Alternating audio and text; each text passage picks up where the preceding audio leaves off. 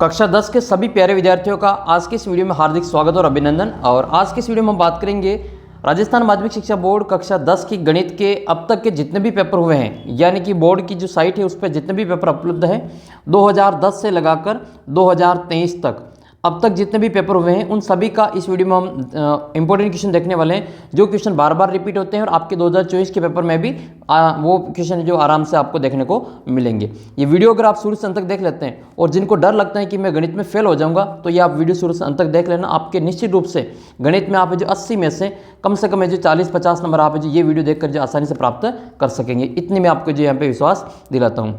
तो करना क्या है, आपको कुछ नहीं करना है, आपको ये वीडियो शुरू से अंत तक देखना है और जो क्वेश्चन इसमें बार बार रिपीट हो रहे हैं मैं आपको बताऊंगा कि इन क्वेश्चन को आपको अच्छे से तैयार करना है, वो क्वेश्चन आपको अच्छे से तैयार कर लेना है। आपके 80 में से जो आराम से 40-50 नंबर आप जो प्राप्त कर पाएंगे। तो वीडियो को शुरू से अंत तक देखना और आप जो 2024 की परीक्षा के जो टेस्ट हैं वो आप ऐप के ऊपर दे सकते हैं बिल्कुल फ्री में। और एक बार आप जो 2024 का मॉडल पेपर है वो एक बार आप ज़रूर देख लेना, उसका भी मैंने पूरा सॉल्यूशन करवा रखा है, तो उसका भी लिंक वीडियो के नीचे डिस्क्रिप्शन बॉक्स में दे रखा है। और ये अपने व्हाट्सअप नंबर है। आपको गणित में किसी भी सवाल में कोई समस्या है, आपको कोई सवाल समझ में नहीं आ रहा हो, तो उस सवाल की फ़ोटो खींचकर मुझे इस नंबर पे भेज देना, मैं उसका सॉल्यूशन आपको यहाँ पे करवा दूंगा वीडियो के रूप में। तो आइए शुरू करते हैं। आज के इस वीडियो में हम देखेंगे 2010 से लगाकर 2023 तक गणित के जितने भी पेपर हुए हैं, चाहे वो आपके सप्लीमेंट्री के हो या फिर आपके मेन एग्जाम के, और एक आपके जो सप्लीमेंट्री के अलावा आप जो माध्यमिक परीक्षा है इसके अलावा एक मुख्य बधिर का जो सामान्य विद्यार्थियों के अलावा मुख्य बधिर का अलग पेपर होता है, तो वो सभी भी हम इस वीडियो में चर्चा करने वाले हैं। तो आइए हम शुरू करते हैं 2023 के पेपर से, फिर हम धीरे धीरे जो बैक की ओर जाएंगे। तो हम शुरू कर रहे हैं आपके लिए एक एक नंबर के क्वेश्चन की, जो कि आपके एक एक नंबर के 15 क्वेश्चन आएंगे। अब ऐसा के 15 तो आपके एक एक नंबर के आएंगे, इसके अलावा आपके 7 रिक्त स्थान आएंगे, ठीक है, 7 रिक्त स्थान और 10 आपके वन लाइनर आएंगे। टोटल आपके कितने नंबर हो गए, ये 32 नंबर हो गए। टोटल कितने नंबर हो गए, 32। ये 32 नंबर आप आराम से ला सकते हैं, कोई आपको ज़्यादा नहीं करना है। या तो इसके उत्तर आपको एक एक अक्षर में देना है या फिर आपको इनके उत्तर एक एक शब्द में इनके उत्तर देने होंगे, और ये 32 में से 32 नंबर है जो आप गणित में आराम से प्राप्त कर सकते हैं। तो आइए वीडियो को शुरू करते हैं। 2023 का पेपर, फिर इसके बाद में हम 2022 का, 2021 का, इस प्रकार से हम 2010 तक के सारे पेपर यहाँ पे देखने वाले हैं। तो सबसे पहले हम 2023 का पेपर देख लेते हैं। हो सकता है कि आपने ये पेपर पहले सोल्व कर रखा हो, तो भी आप एक बार ज़रूर देखना, आपको काफ़ी फायदा इससे मिलेगा।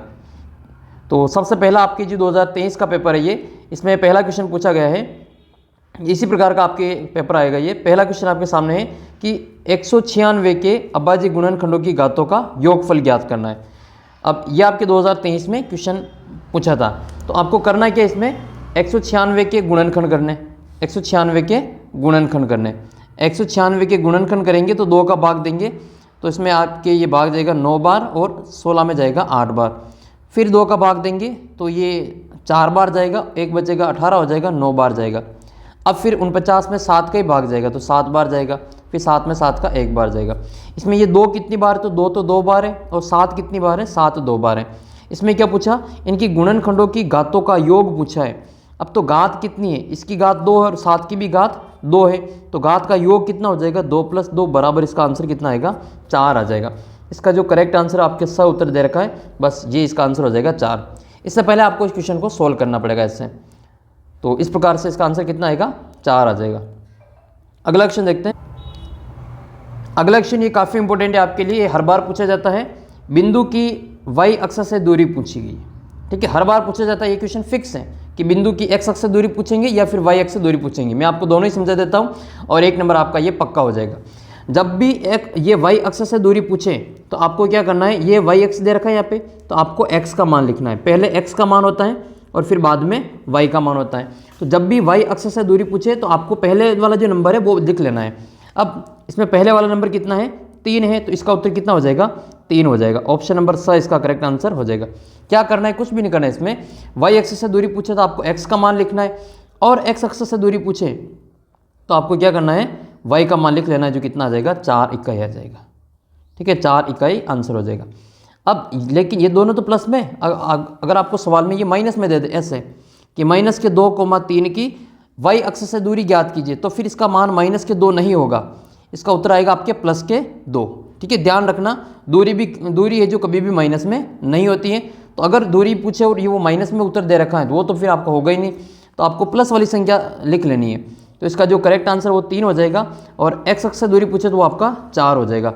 इस सवाल में वाई अक्ष से दूरी कितनी आएगी, प्लस के 2 आएंगे, माइनस के 2 कभी भी आंसर नहीं होगा, दूरी कभी भी माइनस में नहीं होती हैं। ऐसे ही आपको पूछ ले कि आपके एक्स अक्ष से दूरी पूछे तो फिर वाई का मान लिखना है, तो इसमें आप प्लस का 3 लिखेंगे। लेकिन ऐसा सवाल दे दे कि माइनस का 4 और माइनस का 5, इसमें आपको एक्स अक्ष से दूरी पूछे तो वाई का मान कितना है, माइनस के 5 है, लेकिन दूरी माइनस में नहीं होती है, तो इसका उत्तर कितना आएगा, प्लस के 5 आएगा।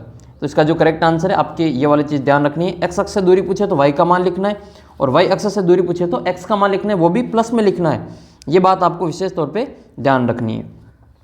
एक आपको मूल बिंदु का निर्देशांक याद रखना है, मूल बिंदु का निर्देशांक।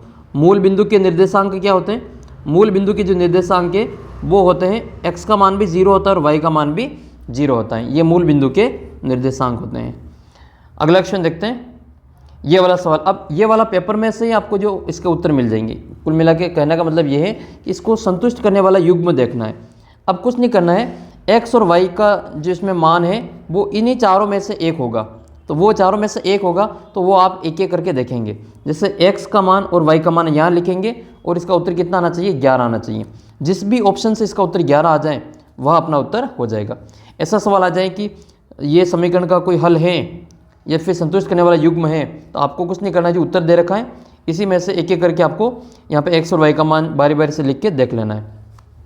तो सबसे पहले इसमें देखेंगे हम ये वाला मान जो कि कितना दे रखा है, 1 और 4 दे रखा है, तो ये हो जाएगा 3 इंटू एक्स का मान कितना लिखेंगे, 1 लिखेंगे, प्लस ये y 2 इंटू वाई का मान कितना लिखेंगे, 4 लिखेंगे।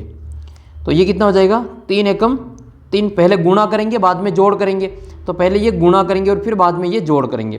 तो 3 एकम 3 प्लस 4 दूनी 8, 8 और 3 कितने होते हैं, 11 होते। देखो पहले ही ऑप्शन से अपना आंसर आ गया है, बस अपना आंसर ये पहले ही ऑप्शन हो जाएगा। इसका जो करेक्ट आंसर वो कितना होगा, 1,4 हो जाएगा। x का मान 1 रखेंगे और y का मान 4 रखेंगे, तो इसका उत्तर कितना आएगा, 11 आ जाएगा। ऐसे आपके क्वेश्चन 100% पूछे जाएंगे जहाँ पर आपको x y का मान ज्ञात करना होगा और इसका जो सही आंसर वो ऐसे आपको निकाल लेना है। फिर एक सवाल आपके ये 3 sec 45 cos 45, इसमें आपको सारणी के मान याद हो तो ठीक है, नहीं तो फिर आप ये सवाल छोड़ भी सकते हैं। अगर आपको सारणी याद है तो ये सवाल हो जाएगा, सारणी याद नहीं है तो फिर आपसे ये सवाल वहाँ नहीं होगा। तो क्या करना है, इसमें आपके ये sec 45 और cos 45 का मान लिखना है। फिर भी मैं आपको समझा देता हूँ, जिसको सारणी याद है उसका उत्तर कर पाएंगे। 3 इंटू sec 45 और cos 45, cos 45 का मान जितना होता है उसका उल्टा sec 45 का होता है, तो sec 45 का मान होता है √2 और इस cos 45 का मान हो जाएगा 1/√2। इसके फिक्स मान होते हैं, हमें याद रखने पड़ते हैं। ये √2 से √2 कट जाएगा, फिर इसको गुणा करेंगे 3 इंटू 1 से, तो इसका उत्तर आएगा आपके 3। तो द वाला उत्तर इसका बिल्कुल सही आंसर होगा। अगला क्वेश्चन देखते हैं। यह क्वेश्चन याद रखने वाला है कि वृत्त की वह जीवा जिसकी लंबाई वृत्त की त्रिज्या की 2 गुनी है क्या कहलाती हैं। तो वृत्त की जो सबसे बड़ी जीवा होती हैं, जीवा क्या होती है वो देख लो पहले। ये कोई वृत्त है, वृत्त के ऊपर कोई 2 बिंदु हैं, ये बिंदु A है और ये दूसरा बिंदु B है। तो वृत्त प्रस्थित 2 बिंदुओं को सीधा मिलाने वाला जो रेखाखंड होता है वो उसकी जीवा कहलाती है। तो ये AB जो सीधी लाइन है वो इसकी जीवा हो जाएगी। अब ये जीवा मान लो इसके केंद्र से होकर जाती हैं, तो ये इसकी सबसे बड़ी जीवा कहलाती है। जैसे जैसे हम इसके केंद्र के पास में जाएंगे जीवा की लंबाई बढ़ती जाएगी, जैसे जैसे हम केंद्र से दूर जाएंगे इसकी जीवा की लंबाई धीरे धीरे घटती जाएगी। तो सबसे बड़ी जीवा कौन सी हो गई, जो जीवा इसके केंद्र से होकर जा रही है, और जो जीवा केंद्र से होकर जाती है वह सबसे बड़ी जीवा कहलाती है। ये क्या है, सबसे बड़ी जीवा कहलाती है, ये सबसे बड़ी जीवा है। सबसे बड़ी जीवा कौन सी होती है, जो जीवा वृत्त के केंद्र से होकर जाती है। जो जीवा वृत्त के केंद्र से होकर जाती है उसको कहा जाता है व्यास। क्या कहते हैं उसको, व्यास कहा जाता है। और व्यास में क्या होता है, एक त्रिज्या इधर होती है और एक त्रिज्या इधर होती है। इसमें कितनी त्रिज्या होती है, 2 त्रिज्या होती हैं। व्यास जो होता है वो त्रिज्या का 2 गुना होता है। तो व्यास त्रिज्या का 2 गुना, वैसे इसमें उत्तर दे रखा है यहाँ पे, त्रिज्या का 2 गुना क्या कहलाता है, व्यास कहलाता है। तो इसका उत्तर क्या लिखेंगे, व्यास लिखेंगे। इसका उल्टा आ जाए कि व्यास का आधा क्या होता है, तो व्यास का आधा फिर त्रिज्या हो जाएगा। देखो ये होता है त्रिज्या बराबर व्यास बटे 2 होता है, ये इसका सूत्र होता है। व्यास दे रखा तो त्रिज्या ज्ञात करनी तो 2 का भाग देंगे, और व्यास ज्ञात करना है तो आपको त्रिज्या को 2 से गुणा करना पड़ेगा। तो व्यास बराबर क्या सूत्र हो जाएगा इसका, 2 इंटू त्रिज्या। ये दोनों सूत्र आपको कंप्लीट है जो याद होने चाहिए। तो इस प्रकार से आपको ये ध्यान रखना है। विशेष तौर पे आपको वृत्त का जो क्षेत्रफल है और परिधि, इसका भी सूत्र याद होना चाहिए। ये वृत्त की परिधि, परिधि का मतलब ये कोई वृत्ताकार मैदान है, इसके एक चक्कर लगा लेते हैं। मान लो कोई यहाँ से ए से दौड़ना शुरू किया और ए पे वापस आ जाता है, तो ये एक चक्कर हो जाता है, इसको वृत्त की परिधि कहा जाता है। वृत्त की परिधि का सूत्र होता है, परिधि बराबर सूत्र होता है 2πr। ध्यान रखना, इसमें पाई का मान हम 22/7 लेते हैं, या फिर पाई का मान 3.14 भी लेते हैं। जब तक नहीं कहे तब तक ये वाला नहीं लेना है, यही वाला मान लेना है। और एक होता है वृत्त का क्षेत्रफल, जिसका सूत्र होता है πr²। ये वृत्त का क्षेत्रफल का सूत्र होता है। त्रिज्यखंड का क्षेत्रफल, त्रिज्यखंड क्या होता है, तो वृत्त और उसकी दो त्रिज्याओं और उसके चाप के द्वारा जो क्षेत्र गिरा जाता है उसको त्रिज्यखंड कहा जाता है। समोसे जैसी आकृति जो बन जाती है ये वाली, इसको हम वृत्तखंड कहते हैं। ये वाली आकृति त्रिज्यखंड कहलाती हैं, वृत्तखंड नहीं त्रिज्यखंड। तो इसका आपको विशेष तौर पे ध्यान रखनी है। अगला प्रश्न है कि वृत्त की परिधि 3.5 सेमी है, तो वृत्त की परिधि ज्ञात करनी। वृत्त की त्रिज्या 3.5 सेमी है, इस वृत्त की आपको परिधि ज्ञात करनी है। परिधि का सूत्र क्या होता है, 2πr, और इसमें त्रिज्या कितनी देर की है, त्रिज्या ये r इसमें त्रिज्या होता है, तो त्रिज्या r बराबर कितना हो जाएगा 3.5। ये इसको हम सही रूप में लिखेंगे, तो पॉइंट हटाएंगे तो ये 35 हो जाएगा, ऊपर बट्टे में आपके 10 आ जाएंगे। तो r की जगह कितना लिखेंगे, 35/10 लिखेंगे। तो 2 × 22/7 × r की जगह लिखेंगे 35/10। 7 के पारे से इसको काट लेंगे, 7 एकम 7 और 7 पंजे कितने होते हैं, 35 होते हैं। फिर 5 के पारे से कटेगा, 5 एकम 5 और 5 दूनी 10, और फिर 2 और ये जो अपने इधर 2 हैं ये आपस में कट जाएंगे, 2 से 2 कट जाएंगे, तो बचेंगे कितने, केवल 22 सेंटीमीटर आंसर आ जाएगा। तो इसका जो सही उत्तर है वो कितना आएगा, आपके 22 आंसर आ जाएगा। अगर r का मान यहाँ पे 7 होता तो इसका जो उत्तर है वो 44 आता है। r बराबर 7 होते तो उत्तर कितना आता है, 44 आते, याद रखना। और r बराबर 14 है तो इसके उत्तर आपके 88 आते हैं। ठीक है, ये विशेष तौर पे आपको ध्यान रखनी है। इसका उत्तर कितना आएगा, आपके 22 सेंटीमीटर इसका आंसर आएगा। अगला क्वेश्चन देखते हैं, क्वेश्चन नंबर 10। घन का संपूर्ण पृष्ठ ये दे रखा है। घन का संपूर्ण पृष्ठ का क्षेत्रफल 486 है और घन की भुजा आपको ज्ञात करनी है। तो घन का पृष्ठीय क्षेत्रफल क्या होता है, 6 × भुजा स्क्वायर, 6 × भुजा स्क्वायर या 6 × a का स्क्वायर बराबर कितना दे रखा है, 486। ये भी घन का पृष्ठीय क्षेत्रफल है और ये भी घन का पृष्ठीय क्षेत्रफल है। हमें भुजा ज्ञात करनी है, तो इस 6 को यहाँ से हटाएंगे तो 486 बटा कितना आ जाएगा, 6 आ जाएगा। तो भुजा स्क्वायर बराबर कितना आ जाएगा, 6 का भाग देंगे तो 48 में 8 बार जाएगा और 6 में 1 बार जाएगा। तो भुजा स्क्वायर बराबर 81। तो भुजा बराबर कितना आ जाएगा, इसका स्क्वायर हटाएंगे तो इधर आके अंडर रूट बनेगा। तो अंडर रूट 81 यानी कि 81 किसके वर्ग है, 9 के वर्ग है। तो इसका उत्तर कितना आ जाएगा, आपके 9 सेंटीमीटर आंसर आ जाएगा। ये 9 वाला उत्तर द में दे रखा है, यही इसका करेक्ट आंसर होगा। बहुलक ज्ञात करना है। बहुलक ज्ञात करना बहुत ही आसान होता है। बहुलक कुछ नहीं करना, बहुलक में जो संख्या है उसको देखना है कि सबसे ज़्यादा बार कौन दिखाई दे रहा है आपको। तो इसमें कौन सबसे ज़्यादा बार दिख रहा है, देखो इसमें 3 कितनी बार है, 1 बार, और ये 2 बार ही आ रहा है 3, तो इसका मतलब 3 तो 2 बार आ रहा है। फिर ये 5 कितनी बार है, 5 तो 1 बार ही है, 7 1 बार ही है, और 1 1 बार ही है, 2 1 बार ही है। फिर 4 को देख लो, तो 4 कितनी बार है, 1 बार, ये 2 बार और एक ये 3 बार है। मतलब 4 सबसे ज़्यादा बार है। जो सबसे ज़्यादा बार आता है वही बहुलक कहलाता है। इसका उत्तर कितना हो जाएगा आपके, इसका उत्तर हो जाएगा आपके 4। कितनी बार आया वो नहीं देखना है, कौन ज़्यादा बार आ रहा है वो बहुलक होता है। तो कौन ज़्यादा बार आ रहा है, 4 सबसे ज़्यादा बार आ रहा है, तो अपने उत्तर कितने होंगे, 4 होंगे। करेक्ट आंसर हो जाएगा इसका 4। अगला क्वेश्चन आपके क्वेश्चन नंबर 12 कि एक पासे को फेंकने पर 4 से बड़ा अंक आने की प्रायिकता। अब पासे को फेंकते तो उसके ऊपर 1 से लगाकर 6 तक गिनती होती है, 1 से लगाकर 6 तक गिनती होती है। इसमें ये 4 से बड़ा पूछा है, इसका मतलब 4 को नहीं गिनना इसमें। तो 4 से बड़े कौन कौन हो जाएंगे, 5 और 6 हो जाएंगे। तो अनुकूल परिणाम कितने होंगे, ये कितने नंबर है, 2। तो 2 और बट्टे में कुल कितने आएंगे, 6 आएंगे। 2/6 का मतलब होता है 1/3। 2 के पारे से 6 3 बार कट जाएंगे, तो 2 एकम 2 और 2 तिया 6। तो 1/3 उत्तर आपके ब वाले उत्तर में दे रखा है, यही अपना करेक्ट आंसर होगा। तो इसका सही आंसर ब वाला उत्तर हो जाएगा। अगला सवाल आपके रिक्त स्थान का है। तो देखो रिक्त स्थान की क्वेश्चन तो फिक्स है, ये HCF तो आप लिख के ले लो, 100% पूछा जाएगा। अगर आपको LCM HCF नहीं आते तो सीख लेना, आपके कम से कम 3 नंबर पक्के हो जाएंगे। एलसीएम एचसीएफ के 3 नंबर पक्के हो जाएंगे। ये आप जो मान के चले और इसको आप अच्छी प्रकार से याद कर मतलब समझ लेना। नहीं समझ में आए तो कमेंट कर देना, मैं आपको अलग वीडियो से समझा दूंगा, लेकिन ये आपको कंप्लीट आने चाहिए। एलसीएम एचसीएफ तो फिक्स पूछे जाएंगे। आप लगातार 2010 से लगाकर 2023 तक के पेपर पूछेंगे देखेंगे तो एक भी पेपर ऐसा नहीं जिसमें एलसीएम एचसीएफ नहीं पूछा हो। तो जो हर बार आ रहे हैं उनको तो आपसे कम से कम आने ही चाहिए, तो इससे सवाल आपको नहीं छोड़ना है। तो आपको एलसीएम एचसीएफ निकालने के लिए क्या करना है, यहाँ पे गुणनखंड करने।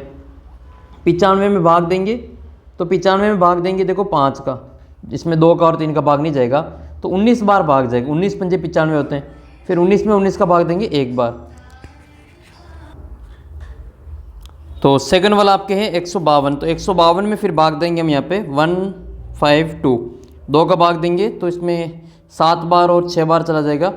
फिर इसमें 2 का भाग देंगे तो 3 बार और 8 बार जाएगा। फिर 2 का भाग देंगे तो इसमें भाग चला जाएगा आपके 19 बार। फिर 19 में 19 का भाग देंगे जो 1 बार जाएगा। एचसीएफ का मतलब क्या होता है, एचसीएफ का मतलब जो दोनों में कॉमन है। देखो हाईएस्ट कॉमन फैक्टर जो दोनों में कॉमन होता है उसको लिखा जाता है। एचसीएफ का मतलब यही होता है कि हाईएस्ट कॉमन फैक्टर जो दोनों में हाई कॉमन फैक्टर हो उसको लिखते हैं। दोनों में कॉमन क्या है, देखो इसमें तो कॉमन है आपके 19 और इसमें भी कॉमन है 19, बस एक ही संख्या कॉमन है दोनों में और कोई कॉमन है ही नहीं। तो इसका उत्तर कितना लिख लेंगे, एचसीएफ बराबर 19 लिखना है, बस ये इसका आंसर हो जाएगा। इसका अगर आपको एलसीएम भी ज्ञात करना है तो जो दोनों में कॉमन है उसको तो एक बार लिखना ही है, यानी कि ये 19 तो आएंगे ही आएंगे। अब जो संख्या बच गई है वो बच कौन रही है, एक तो 5 बच रहे हैं, एक ये 2 बच रहे हैं, इन सभी को भी अब गुणा में लिख लेंगे। तो 19 इंटू 5 इंटू 2 इंटू 2 इंटू 2, इन सभी को आपस में गुणा कर लेंगे, जो उत्तर आएगा वो हमारा एलसीएम हो जाएगा। तो इसी से हम एलसीएम भी ज्ञात करते हैं, इसी से हम एचसीएफ भी ज्ञात करते हैं। आइए इसका अगला सवाल हम देख लेते हैं। और सवाल आएंगे एलसीएम एचसीएफ में सारे समझाऊंगा आपको, वीडियो को लास्ट तक ज़रूर देखना। नेक्स्ट क्वेश्चन आपके, वृत्त पर स्थित एक बिंदु से कितनी स्पर्श रेखा खींची जा सकती है। तो देखो वृत्त के ऊपर आपको एक बिंदु दे रखा है, वृत्त के पर पूछा ना, वृत्त पर एक बिंदु से, तो वृत्त पर एक बिंदु है, मान लो ये ए या पी है यहाँ पे, तो इस पी बिंदु से कितनी स्पर्श रेखा जा सकती हैं। तो वृत्त बिंदु से हम एक ही, वृत्त पर एक बिंदु है तो एक ही स्पर्श रेखा खींच सकते हैं। अगर ये वृत्त पर कुल पूछता ना, सभी टोटल एक वृत्त के ऊपर कुल कितनी स्पर्श रेखा खींच सकते हैं, तब तो इसका उत्तर अनंत लिखते हैं। लेकिन इसने पूछा कि एक बिंदु से कितनी खींच सकते हैं, तो वृत्त के ऊपर एक बिंदु से एक ही स्पर्श रेखा खींच सकते हैं। ऐसे वृत्त के ऊपर अनंत बिंदु होते हैं तो अनंत बिंदुओं से अनंत स्पर्श रेखाएं खींची जा सकती हैं। एक आपको वृत्त के अंदर की पूछ लें कि वृत्त के अंदर कोई एक बिंदु है और इससे कितनी स्पर्श रेखा खींची जा सकती हैं, तो वृत्त के अंदर से एक भी स्पर्श रेखा नहीं खींच सकते हैं, क्योंकि ये स्पर्श रेखा नहीं बनेगी, ये छेदक रेखा बन जाएगी। और छेदक रेखा वृत्त को 2 बिंदुओं पे काट के निकलती हैं, जिसको छेदक रेखा कहा जाता है। मान लो वृत्त के ऊपर एक ही बिंदु से वो गुजर रही है तो उसको हम स्पर्श रेखा कहेंगे। जैसे मान लो ये एक ही बिंदु से होकर ये गुजर रही है तो इसको स्पर्श रेखा कहेंगे, क्योंकि ये बिंदु एक ही बिंदु से होकर गुजरती हैं। तो ऐसा भी क्वेश्चन आ सकता है कि ये वृत्त की वह रेखा जो 2 बिंदुओं पर काट के निकलती है क्या कहलाती है, तो छेदक रेखा कहलाती है, वो उसको हम छेदक रेखा कहेंगे। और जो एक बिंदु पर स्पर्श करके निकलती है उसको कहा जाता है स्पर्श रेखा, उसको स्पर्श रेखा कहा जाता है। फिर आता है वृत्त के बाहर से, ये अंदर है, ये वृत्त के ऊपर था, अब वृत्त के बाहर बिंदु है, पी बिंदु वृत्त के बाहर, इससे हम कितनी स्पर्श रेखा खींच सकते हैं, तो जब भी वृत्त के बाहर वाली बिंदु की बात आएगी तो उससे हम 2 स्पर्श रेखाएं ऐसे हम खींच सकेंगे। और ये दोनों की जो लंबाई है वो हमेशा बराबर होती है, ये भी ध्यान रखना है। वृत्त के बाहर स्थित बिंदु से वृत्त पर खींची गई स्पर्श रेखा की लंबाइयाँ हमेशा बराबर होती हैं। एपी और पीबी दोनों बराबर होते हैं और 2 स्पर्श रेखाएं खींच सकते हैं, ये आपको अच्छे से याद होने चाहिए। तो इसका उत्तर कितना लिखेंगे हम, एक बिंदु से पूछा गया है तो इसका उत्तर लिखेंगे हम एक बिंदु से तो हम एक ही स्पर्श रेखा खींच सकते हैं। ये वृत्त के बाहर पूछते हैं तो 2 कर देते हैं, वृत्त के ऊपर पूछते हैं कुल, तो कुल अनंत बिंदु होते हैं और अनंत स्पर्श रेखा खींच सकते हैं, लेकिन एक बिंदु से एक ही स्पर्श रेखा खींच सकते हैं। अगला क्वेश्चन है कोस स्क्वायर 45 का मान, तो आपको कोस 45 का मान ऊपर बताया अभी 1/√2 है और इसका स्क्वायर करना है। इसका स्क्वायर 1 का स्क्वायर 1 होगा और √2 का स्क्वायर करेंगे तो उत्तर 2 आएंगे। √2 का स्क्वायर मतलब √2 को √2 से गुणा करना है। अब अंडर के अंदर एक जैसी संख्या है, जब हम इसको गुणा करते हैं तो ऊपर से अंडर हट जाता है, तो इसका उत्तर केवल 2 आता है। तो इसका आंसर कितना आएगा, आपके 2 उत्तर आएगा। नेक्स्ट क्वेश्चन है क्वेश्चन नंबर 4। अब क्वेश्चन नंबर 4 आपके 10.1 में दे रखा है, वहाँ से देख लेना। ये क्वेश्चन 100% वहाँ से पूछा गया।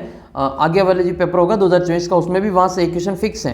तो आप 10.1 की जो रिक्त स्थान और आपकी जो क्वेश्चन दे रखे 2 क्वेश्चन, पहला और दूसरा, उन दोनों को अच्छे से याद कर लेना, 1 नंबर वहाँ से पक्का हो जाएगा। तो वृत्त और उसकी स्पर्श रेखा का उभयनिष्ठ बिंदु क्या कहलाता है? उसको उभयनिष्ठ बिंदु को कहा जाता है स्पर्श बिंदु। क्या कहते हैं? स्पर्श बिंदु कहा जाता है। ये मान लो कोई एक वृत्त है और इसके ऊपर कोई एक स्पर्श रेखा खींची गई, तो इन वृत्त और स्पर्श रेखा के जो कॉमन बिंदु हैं, इसको कॉमन बिंदु को यही पूछा गया, इसको क्या कहते हैं? इसको, ये वृत्त का और ये स्पर्श रेखा का कॉमन बिंदु है, इसको हिंदी में स्पर्श बिंदु कहा जाता है। कॉमन पॉइंट है, इसको स्पर्श बिंदु कहा जाता है। नेक्स्ट आपके ये इसका समांतर माध्य दे रखा है 9 और उसमें x का मान ज्ञात करना है, तो ये भी कर लेते हैं। वैसे आसान है ये भी क्वेश्चन। तो इन संख्याओं का समांतर माध्य आपको दे रखा है, आपको x का मान ज्ञात करना है। वैसे माध्य का सूत्र क्या होता है? माध्य का सूत्र होता है माध्य बराबर आंकड़ों का योग बटा आंकड़ों की संख्या। माध्य बराबर सूत्र होता है आंकड़ों का योग बटा आंकड़ों की संख्या, मतलब इन सभी की जोड़ करनी है, 5 + 7 + 9 + x, और फिर इसमें जितनी संख्या उनका भाग देना है। कितनी संख्या? ये 4 संख्या, तो 4 का इसमें भाग देना है। माध्य का मान कितना दे रखा? 9 दे रखा, तो माध्य की जगह पे कितना आ जाएगा? 9 आ जाएगा। अब हम इसको क्रॉस गुणा कर देंगे, पहले इनकी जोड़ कर लेते हैं, 7 और 5 12, 12 और 9 21 हो जाएगा। तो ये 9 को तो 4 से गुणा करेंगे, 9 × 4 9 चौक 36 हो जाएगा, 9 × 4 बराबर ये कितना हो जाएगा? 21 + x हो जाएगा। अब 9 चौक कितने होते हैं? 36 होते हैं, तो यहाँ पे गुणा करके लिख लेंगे 36, और ये प्लस के 21 बराबर से इधर आएंगे तो माइनस में हो जाएंगे, तो 36 - 21 बराबर x बचेगा। अब 36 में से 21 को घटाएंगे तो आंसर आएगा इसका 15, तो x का मान कितना आएगा? इसमें 15 आ जाएगा, तो यहाँ पे लिखेंगे हम 15। बस ऐसे आपको उत्तर लिख लेना है। अगला क्वेश्चन है कि 2 पासों को एक साथ फेंकने पर अंकों का योग 7 आने की प्रायिकता। जब 2 पासों को एक साथ फेंकते हैं तो अनुकूल परिणाम कौन कौन से हो सकते हैं वो देख लेते हैं। वैसे 2 पासे एक साथ फेंकेंगे तो कुल परिणाम कितने होंगे? 6 की घात 2 होगा, 6 की घात 2 का मतलब 36, ये तो उसके टोटल परिणाम आएंगे। 2 पासे एक साथ फेंकेंगे तो 2 उसके टोटल परिणाम 36 हो जाएंगे, ये कुल परिणाम है 36। तो अब आपको बताना है कि अंकों का योग 7 आने के अनुकूल परिणाम कौन कौन से। पहले पासे पे 1 और दूसरे पासे पे 6, पहले पे 2 दूसरे पे 5, पहले पे 3 दूसरे पे 4, पहले पे 4 दूसरे पे 3, फिर 5 2 और फिर 6 1। ये वो सारी स्थितियाँ हैं जिसमें अंकों का योग कितना हो रहा है? 7 हो रहा है। तो ये कुल कितने हो रहे हैं वो हम गिन लेते हैं इनको, 1 2 3 4 5 और 6। तो अनुकूल परिणाम कितना हो जाएगा? 6 हो जाएगा। इसमें अनुकूल परिणाम कितना होगा? 6, और कुल परिणाम कितना हो जाएगा? 36 हो जाएगा।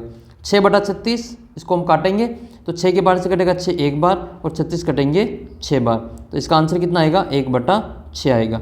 बस ऐसे आपके 7 क्वेश्चन आएंगे रिक्त स्थान वाले। इस बार आपके 7 क्वेश्चन आने वाले, कुछ नहीं करना है, सवाल को सोल्व करके अबस अदा के बाद में इस प्रकार से रिक्त स्थान में आपको एक एक शब्द या फिर एक एक लाइन में इसका उत्तर देना है। तो ये तो एक एक शब्द में ही उत्तर देना आपको। देखो 2 लिखा यहाँ पे 1 नंबर, स्पर्श बिंदु लिखा 1 नंबर, 15 लिखे 1 नंबर, 1/6 लिखा 1 नंबर। ये पूरा सोल्व आपको वहाँ पे नहीं करना है रिक्त स्थान वाले, केवल आंसर लिखना है इसमें। तो ये 7 नंबर आपके पक्के हो जाएंगे। ये आपके सामने जो 2023 का मुख्य बधिर जो डिम डफ वाला जो पेपर होता है, डिफ और डम वाला, तो उनका पेपर आपके सामने है। तो जो मुख्य बधिर छात्र होते हैं उनका पेपर कैसा आता है वो भी आप देख लें। और ये कई क्वेश्चन आपके पूछे गए थे सेम टू सेम लगभग, तो ये कि इन्हीं में से क्वेश्चन आपके भी इस बार जो कन्फर्म है कि ऐसे एजुकेशन आपके भी पूछे जाएंगे। तो सबसे पहले देख लेते हैं ये सेक्शन ए। सेक्शन ए में पूछा गया है कि सबसे छोटी अभाज्य संख्या कौन सी है। ये हर बार पूछा जाता है इनके कि सबसे छोटी अभाज्य संख्या कौन सी है। तो अभाज्य संख्या कौन सी होती है? जो खुद की पहाड़े में आती हैं और किसी के पहाड़े में नहीं आती हैं, या फिर जिसमें खुद का ही भाग जाता है। जैसे 2 हैं, 3 हैं, 5 हैं, 7 हैं, 11 हैं, 13 हैं, ये सभी अभाज्य संख्याएँ हैं। इनमें से सबसे छोटी अभाज्य संख्या कौन सी है? तो सबसे छोटी अभाज्य संख्या हो जाएगी 2। तो इसका उत्तर कितना करेंगे हम? 2 करेंगे। आपके ऑप्शन नंबर द में दे रखा है 2। 2 एकमात्र सम अभाज्य संख्या, याद रखना। इसके अलावा सारी विषम संख्या हैं, ये सभी विषम संख्या हैं केवल 2 को छोड़ के। तो इसका उत्तर कितना हो जाएगा? 2 हो जाएगा। अगला प्रश्न है एक द्विघात बहुपद के अधिकतम कितने शून्यक हो सकते हैं? तो जिसकी जितनी घात होती है उसके उतने ही शून्यक होते हैं। अगर किसी बहुपद की 2 घात हैं तो उसके शून्यक भी कितने होंगे? 2 होंगे। किसी बहुपद की घात अगर 3 है, वो त्रिघात है, वो कितनी घात वाला है? त्रिघात वाला है, तो अधिकतम शून्यक 3 हो जाएंगे। कोई 4 घात वाला है तो उसके 4 शून्यक हो जाएंगे। कोई n घात वाला है, जैसे ये x की घात n + 2x + 1 ये दे रखा है, जिसके कितने शून्यक प्राप्त होंगे? तो उसके n शून्यक प्राप्त होंगे। उसकी अधिकतम घात देख लेनी, उसके उतने ही शून्यक प्राप्त होते हैं। इसके अलावा एक आपको नाम याद रखना है रेखिक बहुपद। रेखिक बहुपद। रेखिक बहुपद में इसकी घात कितनी होती है?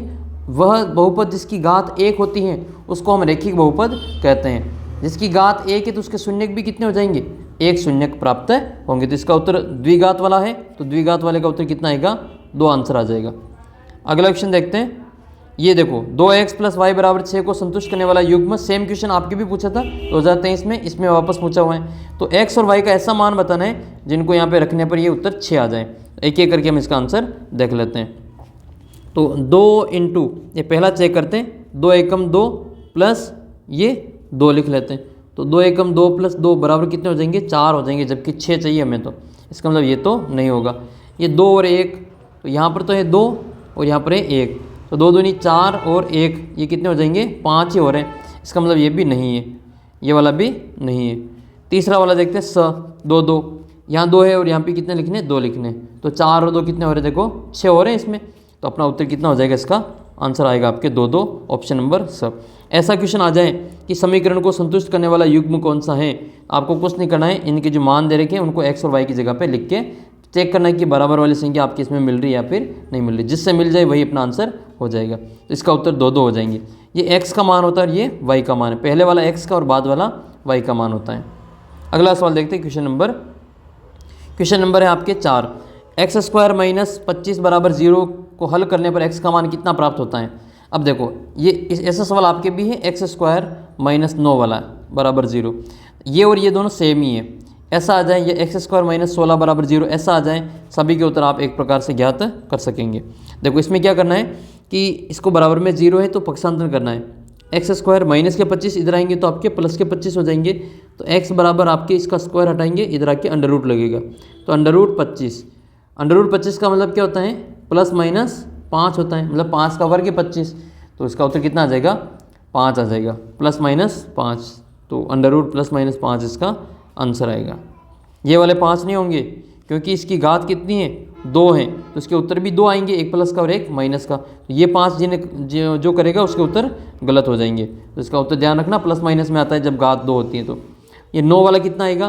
तो x² बराबर 9 हो जाएगा, तो x बराबर √9 बराबर ±3 आएगा। ऐसे ही 16 वाला ±4 आ जाएगा, ±4 आ जाएगा। ऐसे आपको बताना है, ये इसका उत्तर बताना है। x² - 36 = 0, x का मान कितना आएगा कमेंट करके बताना है। अगला प्रश्न आपका 5वां क्वेश्चन है ये।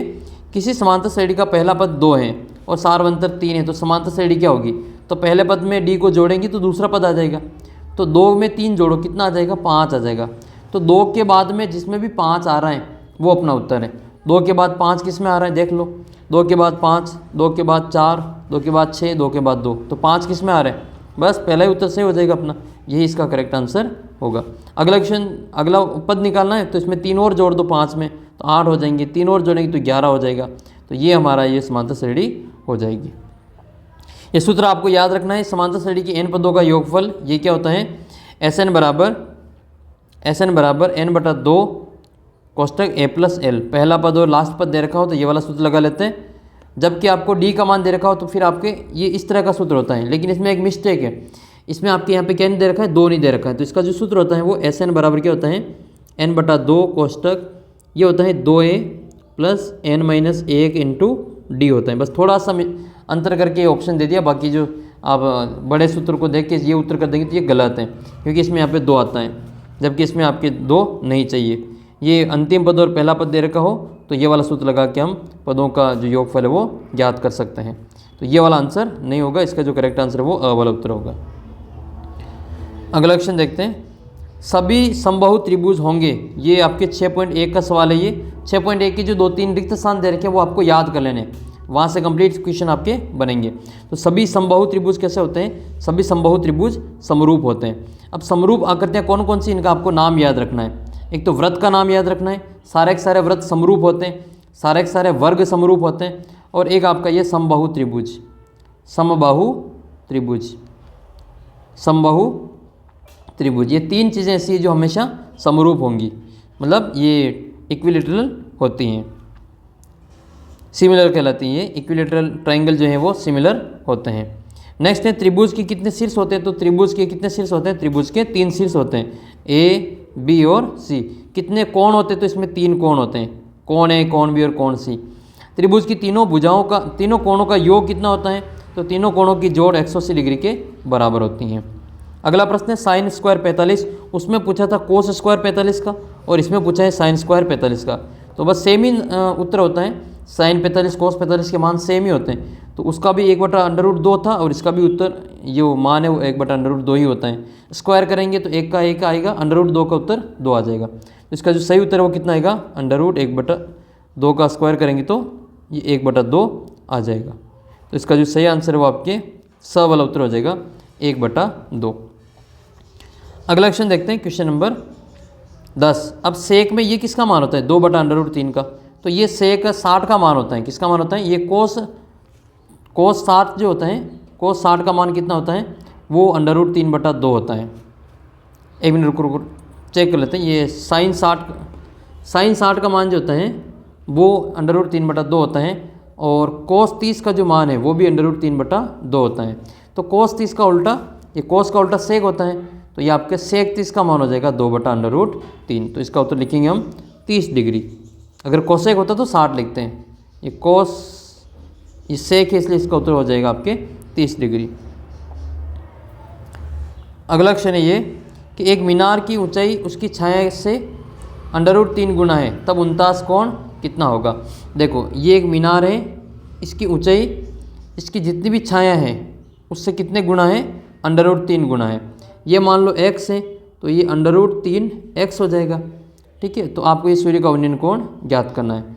ये कोण ज्ञात करना है। थीटा के सामने क्या होता है? लंब, और ये होता है आधार। लंब और आधार किस में होते हैं? टेन थीटा में होते हैं। टेन थीटा बराबर क्या होता है? लाल कक्का से लंब बटा आधार होता है, ये लंब बटा आधार। तो थीटा का मान तो हमें ज्ञात करना है। लंब का मान दे रखा है √3x और आधार कितना है? x। x से x कट जाएगा तो हम लिखेंगे यहाँ पे टेन थीटा बराबर √3। अब √3 टेन में किसका मान होता है? √3 ये टेन में होता है 60 का मान। तो ये हो जाएगा आपके टेन थीटा बराबर टेन 60। ये 10 से 10 कट जाएगा तो थीटा बराबर उत्तर आ जाएगा आपके 60 डिग्री। तो सही आंसर इसका कितना लिखेंगे? 60 डिग्री लिखेंगे। करेक्ट आंसर इसका आ जाएगा आपके 60 डिग्री। त्रिभुज के तीनों कोणों का योग कितना होता है? तो अभी बताया था ऊपर, इसका उत्तर आ जाएगा आपके 180 डिग्री। ये 90 डिग्री के कोण को कहा जाता है समकोण। इसको राइट एंगल कहते हैं, ट्राइंगल कहा जाता है। जिसका एक कोण 90 डिग्री का होता है उसको राइट एंगल ट्राइंगल कहा जाता है। और समबाहु त्रिभुज का प्रत्येक कोण 60 डिग्री का होता है। गोले के आयतन का सूत्र क्या होता है? तो गोले का आयतन होता है 4/3 πr³। आपका ऑप्शन नंबर जो फर्स्ट है वो इसका सही उत्तर हो जाएगा। 4 πr² ये गोले का संपूर्ण पृष्ठीय क्षेत्रफल है, टोटल सरफेस एरिया है। संपूर्ण पृष्ठीय क्षेत्रफल क्या होता है? 4 πr²। अर्धगोले का संपूर्ण ये वक्र पृष्ठीय क्षेत्रफल क्या होता है? वो होता है 2 πr²। ये अर्धगोले का क्या है? वक्र पृष्ठीय क्षेत्रफल है। इसका ढक्कन नहीं है मान लो, तो ये वाला जो कटोरी वाला जो शेप है पूरा, ये इसका जो क्षेत्रफल है वो कितना होता है? वो होता है आपका 2 πr²। ये 2/3 πr³ ये आपके अर्धगोले का आयतन है। ये अर्धगोले का आयतन है। इसमें 2 का भाग देंगे पूरे गोले के आयतन में, तो 2 का भाग देने पर ये अर्धगोले का आयतन बन जाएगा। तो ये 2 से 4 2 बार कट गए और 2/3 πr³ वैसे वैसे ये। बाकी इसका आंसर आपको ऐसे याद रखना है। इसका उत्तर ये वाला फर्स्ट वाला उत्तर है ये 4/3 πr³। और आपको अर्धगोले का कुल पृष्ठीय क्षेत्रफल ज्ञात करना होता है, वो आपका 3 πr² होता है। अगला क्वेश्चन, ये तो हमने पिछले उधर कर ही लिया, ये 5x 9 ये इस आपने उधर कर रखा है। इसका उत्तर कितना आता है? 15 आंसर आता है, वो आप देख लेना।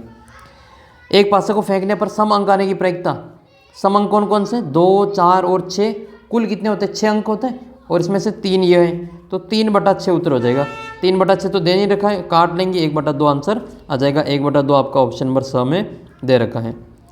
अगर आपके सम की जगह पे ये विषम आ जाए, सम की जगह पे विषम आ जाए, तो विषम की कौन कौन सी है? 1 3 और 5, तो भी इसका उत्तर कितना होगा? 3/6 1/2 ही होगा। अब्बा जी पूछ ले, अभाज्य संख्या तो 1 से 6 तक में अभाज्य कौन कौन सी है? 2 है, 3 है और 5 है। कुल कितने परिणाम हो गए? कुल तो आपके 6 है और अनुकूल परिणाम कितने हो गए? 3। 3/6 वही 1/2। तो ये सम विषम और अभाज्य तीनों के उत्तर 1/2 ही आता है। अब असद में आ जाए, एक पासे को एक बार फेंकने पर सम संख्या, विषम संख्या और अभाज्य संख्या। उत्तर याद रखना, इसका उत्तर 1/2 ही होता है। एक आपको याद रखना, निश्चित घटना की प्रायिकता 1 होती है। निश्चित घटना की प्रायिकता, निश्चित घटना की जो प्रायिकता वो 1 होती है, और एक होती है असंभव घटना। असंभव घटना की जो प्रायिकता है वो कितनी होती है? 0 होती है। ये याद रखना, निश्चित में 1 उत्तर आता है, असंभव में 0 उत्तर आता है। अगला क्वेश्चन आपका ये है, इसमें आपको वृत्त का क्षेत्रफल का सूत्र बताना है। वृत्त का क्षेत्रफल क्या होता है? πr²। ये वृत्त का क्षेत्रफल होता है πr²। ये 2πr क्या होती है? तो ये वृत्त की क्या होती है? परिधि होती है। 2πr वृत्त की परिधि होती है। वृत्त की परिधि होती है 2πr। ये 2πr² ये क्या है? ये आपके अर्धगोले का वक्रपृष्ठीय क्षेत्रफल है। अर्धगोला जो होता है उसका वक्रपृष्ठीय क्षेत्रफल है। इसका वक्रपृष्ठीय क्षेत्रफल, ये बार का क्षेत्रफल दे रखा है, इसका ढक्कन शामिल नहीं है, तो ये आपको ध्यान रखना है। नेक्स्ट क्वेश्चन की ओर बढ़ते हैं। एक ठोस अर्धगोले की त्रिज्या आपके दे रखी है 7 सेंटीमीटर। इसका संपूर्ण पृष्ठीय क्षेत्रफल ज्ञात करना है। ये r का मान दे रखा है आपको 7, और अर्धगोले का जो संपूर्ण पृष्ठीय क्षेत्रफल है वो क्या होता है? वो होता है 3πr²। तो ये हो जाएगा 3 × 22/7 इंटू r का मान कितना है? 7 है, तो 7 × 7। ये कट जाएगा, एक 7 से एक 7, और बचेंगे कितने? 22 × 3 × 7। तो 3 को 22 से गुणा करेंगे, 22 × 66 × 7। गुणा करेंगे 66 को 7 से, 7 छंग 42 के 2 हासिल के 4, और 7 छंग 42 और 4 कितने हो गए? 46 हो गए। तो कितने आएंगे आपके? 462 आएंगे। लेकिन 462 तो कहीं दे नहीं रखा है, 208 है, 108 है, 308 है। इसका मतलब इसका उत्तर आपकी क्या हो जाएगा? कोई नहीं होगा। तो ऐसा भी ऑप्शन आपके दे सकते हैं जो आपके उत्तर में ही नहीं हो, तो इसका उत्तर फिर हम कोई नहीं कर लेंगे। नेक्स्ट है, एक सिक्के को उछाला जाता है, पट आने की प्रायिकता ज्ञात करनी है। सिक्के को एक बार उछालते हैं तो या तो हेड आएगा या फिर टेल आएगा। हेड या टेल, कुल परिणाम कितने हुए? 2। इसमें टेल कितनी बार आएगा? 1, तो उत्तर आएगा आपके 1/2। यानी कि एक सिक्के को एक बार उछालने पर हेड आने की या टेल आने की प्रायिकता हमेशा कितनी आती है? 1/2 ही आती है। वो याद रख लेना आप, चाहे हेड की पूछे या टेल की, एक बार फेंकेंगे सिक्के को तो 1/2 ही उत्तर आते हैं। अगला क्वेश्चन देखते हैं, क्वेश्चन नंबर 4। अधिक कोण होता है तो 90 से ज़्यादा का जो कोण होता है और 180 से कम वाले कोण को अधिक कोण कहा जाता है। 90 से कम वाले को न्यून कोण कहते हैं और 90 वाले को सम कोण कहा जाता है। 180 से अधिक वाले कोण को प्रतिवर्ती कोण कहते हैं, रिफ्लेक्टिव एंगल कहा जाता है। मूल बिंदु के निर्देशांक, वेरी मोस्ट इंपोर्टेंट क्वेश्चन है ये, मूल बिंदु के निर्देशांक। इसका उत्तर होता है 0,0। अगला क्वेश्चन आपके, वह संख्या जिसे p/q के रूप में नहीं लिखा जा सकता है क्या कहलाती है? उसको कहते हैं अपरिमेय संख्या। जिसको लिख सकते हैं वो तो परिमेय कहलाती है, और जिसको नहीं लिख सकते वो क्या कहलाएगी? अपरिमेय संख्या। ऐसी संख्या जिसको p/q के रूप में नहीं लिख सकते हैं, जहाँ पर q का मान 0 नहीं होना चाहिए, तो जिसको नहीं लिख सकते हैं वो आपके अपरिमेय संख्या कहलाएगी, और जिसको लिख सकते हैं उसको हम परिमेय संख्या कहते हैं। नेक्स्ट है, आपको मान ज्ञात करना है tan 45 cot 45, तो दोनों एक ही होते हैं। tan 45 का मान 1 होता है और cot 45 का मान भी 1 होता है, तो 1 × 1 उत्तर कितना आ जाएगा? 1 आंसर होगा। याद रख लेना, tan 45 का मान 1 होता है, cot 45 का मान भी 1 होता है। फिर आपको ये 210 और 55 का यूक्लिड विभाजन विधि के द्वारा HCF ज्ञात करना है। तो ये यूक्लिड विभाजन तो आपके सिलेबस में नहीं है, ये तो हट गई है, तो इसकी जगह पे आपको सिंपल अभाज्य गुणनखंड विधि से इसका महत्तम पूछेंगे। तो वही 210 और 55 के आपको गुणनखंड करने, 210 के 2 का भाग देंगे तो इसमें आपके भाग जाएगा 105 बार। फिर 3 का भाग देंगे तो 3 का भाग जाएगा इसमें आपके 3 बार और 35 बार। फिर इसमें 5 का भाग देंगे, 7 बार जाएगा, 7 का 1 बार जाएगा। फिर भाग देंगे 55 में, तो 55 में 5 का भाग जाएगा 11 बार, 11 में 11 का 1 बार। HCF का मतलब हाईएस्ट कॉमन फैक्टर। HCF का मतलब क्या होता है? Highest common factor. जो दोनों में कॉमन है उसको लिखेंगे।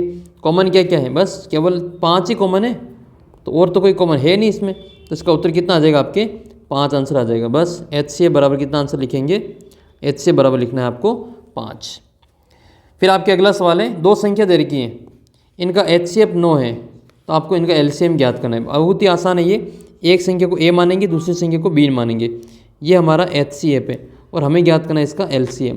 हम जानते हैं कि A × B 2 संख्याओं का गुणा बराबर LCM × HCF होता है। A का मान कितना है? 306 × B का मान कितना है? 657। ये आपके चौथा सवाल है शायद, ये 1.2 प्रश्न आप लिखाइए, चौथा सवाल उसमें आपको मिल जाएगा, चौथा या 5वां सवाल है ये। और इसका HCF कितना है ज्ञात HCF दे रखा है 9, LCM हमें ज्ञात करना है और HCF 9 है, तो 9 का इसमें भाग दे देंगे। तो 9 का भाग देंगे तो ये कितना हो जाएगा, 6 और 5 11 और 18, 9 का भाग इसमें चला जाएगा। तो 306 इंटू 657 और बट्टे में 9 आ जाएंगे। 9 का भाग देंगे 9 में एक बार जाएगा और ये 7 बार जाएगा, 9 साती 63, 9 साती 63 और 2 बचेंगे तो ये 73 हो जाएगा। फिर आपको क्या करना है, 306 से इस 73 को गुणा कर देना है, तो इसके उत्तर आपके आ जाएंगे।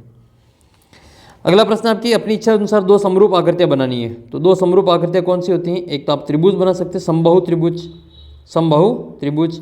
एक आप इसमें वृत्त बना सकते हैं, वृत्त भी समरूप होते हैं। एक आप इसमें वर्ग बना सकते हैं, वर्ग भी समरूप होते हैं। तो ये समरूप आकृतियों के उदाहरण आप इसमें लिख सकते हैं। नेक्स्ट क्वेश्चन है 6 सेमी त्रिज्या वाले एक त्रिज्या खंड का जो क्षेत्रफल ज्ञात करना है जिसका कोण 60 डिग्री दे रखा है। तो इसमें r बराबर कितना दे रखा है, 6 सेंटीमीटर दे रखा है और इसमें थीटा बराबर कितना लेना है, 60 डिग्री लेना है। त्रिज्य खंड का क्षेत्रफल क्या होता है, त्रिज्य खंड का क्षेत्रफल एरिया बराबर होता है थीटा बटे 360 इंटू पाई r स्क्वायर। इसमें त्रिज्य खंड का क्षेत्रफल ज्ञात करना है तो थीटा की जगह पे कितना लेंगे, 60 लेंगे। तो 60 बटा 360 इंटू पाई का मान 22 बटा 7 ले लेंगे और r का मान कितना है, 6 है, तो 6 इंटू 6 कर देंगे। ये 0 से 0 कट जाएगा, इसका बचेंगे 6 और 36, तो 6 के बार से 36 6 बार कट जाएंगे और 1 6 से 1 6 इधर कट जाएगा। बचेगा क्या हमारा इधर 22 इंटू 6 और बटे में 7 बचेगा। तो 22 छंग कितने होते हैं, 132 और बटे में भाग दे देंगे 7 का। तो 132 में 7 का भाग देंगे तो 7 एकम 7, बचेंगे 6 62 हो जाएगा। तो 7 8 56, कितने बचेंगे 6, तो 18 सही 6 बटा 7, या फिर इसको आगे पॉइंट में भी कर सकते हैं। नेक्स्ट क्वेश्चन की ओर बढ़ते हैं। क्वेश्चन नंबर, अब आपके बड़े क्वेश्चन है, इनको हम बाद में करेंगे, पहले आपके छोटे छोटे क्वेश्चन देख लें। ये आपके सामने 2021 का पेपर है, 21 का पेपर आपके सामने 2021 का। आइए इसको भी देख लेते हैं। 80 नंबर का पेपर था ये पहला क्वेश्चन आपके है नहीं इस बार, ये दूसरा क्वेश्चन आप देख लेते हैं। इसमें दूसरा क्वेश्चन है कि बहुपद f(x) बराबर 6x - 2, x बराबर 2 रखने पर इसका मान क्या होगा। तो जहाँ पे x है वहाँ पे 2 लिखना है, तो ये हो जाएगा आपका f2 = 6 इंटू 2 - 2। 6 दूनी कितने होते हैं, 12, 12 में से 2 जाएंगे तो कितने बचेंगे, 10 बचेंगे। उत्तर नंबर सी इसका करेक्ट आंसर होगा। अगला क्वेश्चन देखते हैं। देखो जो आपके सिलेबस में है वही ज्ञात करेंगे। ये वाला क्वेश्चन आपके दे रखा है, बहुपद का शून्यक 3 है तो k का मान ज्ञात करना है। तो इसको हम सोल्व करेंगे तो x की जगह पे कितना लिख लेंगे, 3 लिख लेंगे, क्योंकि x शून्यक है, इसका x का मान आपको 3 दे रखा है तो आपको k का मान ज्ञात करना है। तो जहाँ पे x है वहाँ पे लिखेंगे, इसमें 3 लिखेंगे। ये हो जाएगा 2 इंटू 3 का स्क्वायर प्लस 3 और प्लस में k। शून्यक है तो इसका उत्तर कितना आएगा, 0 आएगा, बराबर में 0 लिख लेंगे। 2 इंटू 3 का स्क्वायर 9 होता है, प्लस 3 प्लस k बराबर में 0। पहले गुणा करेंगे, दोनों में 18 हो जाएगा, 18 और 3 जोड़ेंगे तो कितना हो जाएगा, 21 हो जाएगा। 21 प्लस k बराबर 0, तो k का मान कितना आएगा आपके, माइनस का 21 आ जाएगा, क्योंकि प्लस के 21 बराबर से इधर आएंगे तो इसमें वो आपके उत्तर माइनस के 21 आएंगे। तो माइनस के 21 आपके ऑप्शन नंबर 2 में दे रखा है। सवाल को ध्यान से करना है क्योंकि प्लस के 21 भी उत्तर में दे रखे हैं, लेकिन वो अपना आंसर नहीं है। अगला क्वेश्चन आपका ये है कि 2 sin² 60 cos 60 का मान ज्ञात करना है। तो 2 sin 60 का मान कितना होता है, थोड़ी देर पहले आपको बताया था, √3/2 ये sin 60 का मान होता है। तो इंटू में लिखेंगे हम √3/2 का होल स्क्वायर इंटू cos 60 का मान क्या होता है, जो मान sin 30 का होता है वही मान cos 60 का होता है। ये दोनों मान सेम ही होते हैं, तो ये मान कितना होता है, वो होता है 1/2।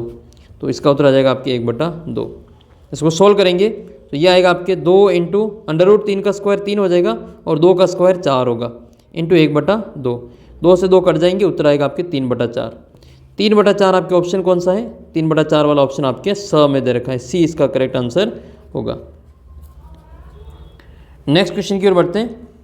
नेक्स्ट क्वेश्चन ये कि यदि एक मीनार के पद बिंदु से 100 मीटर की दूरी से उसके शिखर का उन्नयन कोण 60 डिग्री है तो मीनार की ऊंचाई ज्ञात करनी है।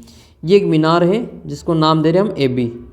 इसके पद बिंदु से, ये पद बिंदु A है, यहाँ से 100 मीटर दूर कोई एक बिंदु है C बिंदु, जिससे इसका B शिखर है, उसका उन्नयन कोण कितना दे रखा है, 60 दे रखा है। आपको इसकी AB की ऊंचाई ज्ञात करनी है, इसको मान लेते हैं H। ये लंब है और ये इसका आधार है। कोण कितना है यहाँ पे 60 है। तो लंब और आधार किस में होता है? लंब और आधार होता है आपके tan थीटा में। तो ये हो जाएगा आपका tan थीटा बराबर लंब बटे आधार। थीटा का मान कितना लिखेंगे? 60 लिखेंगे। लंब का मान कितना है? h और बटे में आधार कितना है? 100। tan 60 का मान कितना होता है? tan 60 का मान होता है √3। ये 100 इसके गुणा में आ जाएंगे तो 100 √3 इसका आंसर होगा। 100 √3 कहाँ दे रखा है? ऑप्शन नंबर जो ए है वो इसका करेक्ट आंसर हो जाएगा। ये देखो मूल बिंदु के निर्देशांक पूछे थे 2021 का जो मेन पेपर हुआ था सामान्य वाला, उसमें मूल बिंदु के निर्देशांक क्या हो जाएंगे? वो 0,0 हो जाएगा। करेक्ट आंसर इसका 0,0 है। अगला प्रश्न आपकी ये 7वां सवाल है ये, यदि आकृति में डी बी सी के समांतर है, ए डी का मान 2 है, बी डी का मान 3 है, ए ई का मान 4 है, तो इसी का मान ज्ञात करना है। ये आपके थेल्स प्रमेय से आधारित है। थेल्स प्रमेय जो आपकी 6.1 प्रमेय है, थेल्स प्रमेय उस पर आधारित है। इसको आधारभूत समानुपातिक प्रमेय भी कहा जाता है। तो इसमें होता क्या है कि किसी त्रिभुज में, थेल्स प्रमेय ये होती है कि किसी त्रिभुज में किसी एक भुजा के समांतर, इस बी सी भुजा के समांतर एक हम डी ई रेखा और खींच रहे हैं। ये दोनों रेखाएं समांतर हैं। तो ये जो डी ई रेखा है ये बाकी जो बची हुई 2 भुजा हैं इनको बराबर अनुपात में बांटती हैं। यानी कि जो ए डी है वो बटे में क्या आएगा? डी बी आएगा। ए डी बटे डी बी आएगा। इसके बराबर में आ जाएगा आपका ए ई बटे ई सी। ए ई और बटे में क्या आएगा? आपके ई सी आएगा। ये थेल्स प्रमेय होती हैं। जब ये समांतर होती है तो इसको अनुपात बराबर होता है। अनुपात बराबर है तो इसको हम समांतर के रूप में लिख सकते हैं। ए डी का मान कितना है? ए डी का मान 2 है तो यहाँ से हम 2 लिख लेंगे। तो 2 बटे डी बी कितना है या बी डी कितना है? डी बी लिखो, बी डी लिखो, एक ही है। ये कितना है? 3 है, ये 2 है और ये ए 4 है और ये वाला मान हमें ज्ञात करना है। तो ये हो जाएगा 2/3 बराबर 4/x। इसको x मान लो, ये इसी लिख लो, कोई बात नहीं, एक ही है। इसको गुणा करेंगे तो यह हो जाएगा 2 × इसी बराबर 3 चौक 12 हो जाएगा। फिर इसी का मान ज्ञात करना है तो 12 में 2 का भाग दे देंगे, जो उत्तर कितना आएगा? 6 आ जाएगा। 6 कहाँ दे रखा है? देख लो, देखिए 6 आपके ऑप्शन नंबर ब में दे रखा है। यही इसका करेक्ट आंसर होगा। अगला क्वेश्चन देखते हैं, क्वेश्चन नंबर 7, 8वां है। 7वां तो कर लिया हमने, 8वां। 3 संरेखी बिंदु से गुजरने वाले वृत्तों की संख्या। तो 3 संरेखी बिंदु से केवल और केवल 3 संरेखी बिंदु से एक भी वृत्त नहीं जा सकता है। ये संरेखी मतलब एक ही रेखा में, तो तीनों से होकर तो कोई वृत्त नहीं गुजरेगा, तो इसमें उत्तर आएगा 0। मान लो असंरेखी होता तो फिर हम 3 असंरेखी बिंदुओं से एक वृत्त को गुजार सकते हैं, फिर इसका उत्तर आपके 1 हो जाता। असंरेखी होगा तो 1 होगा और संरेखी होगा तो 0 उत्तर आएगा। नेक्स्ट है, एक बेलन की ऊंचाई 11 सेमी है, इसका वक्रपृष्ठीय क्षेत्रफल 968 है। बेलन की त्रिज्या ज्ञात करनी है, आर का मान इसमें ज्ञात करना है। इसमें एच कितना है? एच बराबर है आपके 11 और ये इसका वक्रपृष्ठीय क्षेत्रफल है। इसका सूत्र क्या होता है? वक्रपृष्ठीय क्षेत्रफल का सूत्र होता है आपके 2πr/h, जो कितना दे रखा है आपको? 968 दे रखा है। 2 × पाई का मान लिखेंगे 22/7 इंटू आर का मान हमें ज्ञात करना है। एच का मान 11 है, बराबर में 968 है। अब आर का मान ज्ञात करना है तो 2/7 11 सबको हटाएंगे यहाँ से, तो आर बराबर क्या हो जाएगा? 968 × 7 और बट्टे में कितना आएगा आपके? 2 × 22 × 11। तो 22 के पार से काट लेंगे, ये 11 के पार से काट लेंगे। 11 × 8 = 88, 11 × 8 = 88, तो ये 8 बार कट जाएगा, 88 बार कट जाएगा। 11 के पार से 88 बार कट जाएगा ये। फिर इसको हम काटेंगे 88 को, 88 2 के पार से कट जाएगा ये 44 बार, और फिर 44 को काटेंगे तो ये 44 और 22 ये 2 बार कट जाएंगे। तो आर बराबर क्या बचेगा? 2 × 7, 2 7 कितने होते हैं? 14 सेंटीमीटर होता है। इसका आंसर कितना आएगा आपके? 14 सेंटीमीटर आ जाएगा।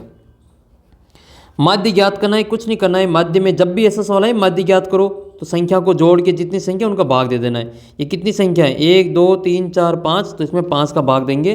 पहले जोड़ कर लेते हैं। 5 और 7 12, 12 और 4 16, 16 और 8 24, 24 और 6 30, और 30 में भाग देना है फिर 5 का। तो 5 का भाग 30 में कितनी बार जाएगा? 6 बार जाएगा। तो इसका उत्तर कितना आएगा आपके? 6 आ जाएगा। बस इतना सा काम करना है, माध्य में सभी को जोड़ना है, जितनी संख्या उसका भाग दे देना है, वही अपना फाइनल आंसर हो जाएगा। अगला क्वेश्चन देखते हैं। ये देखो, ये अपने काम का नहीं है, सूत्र निखिलम वगैरह ये भी हट गए, तो अपने काम का है ये वाला। कि 3, 7, 11, 15 का 11वां पद ज्ञात करना है।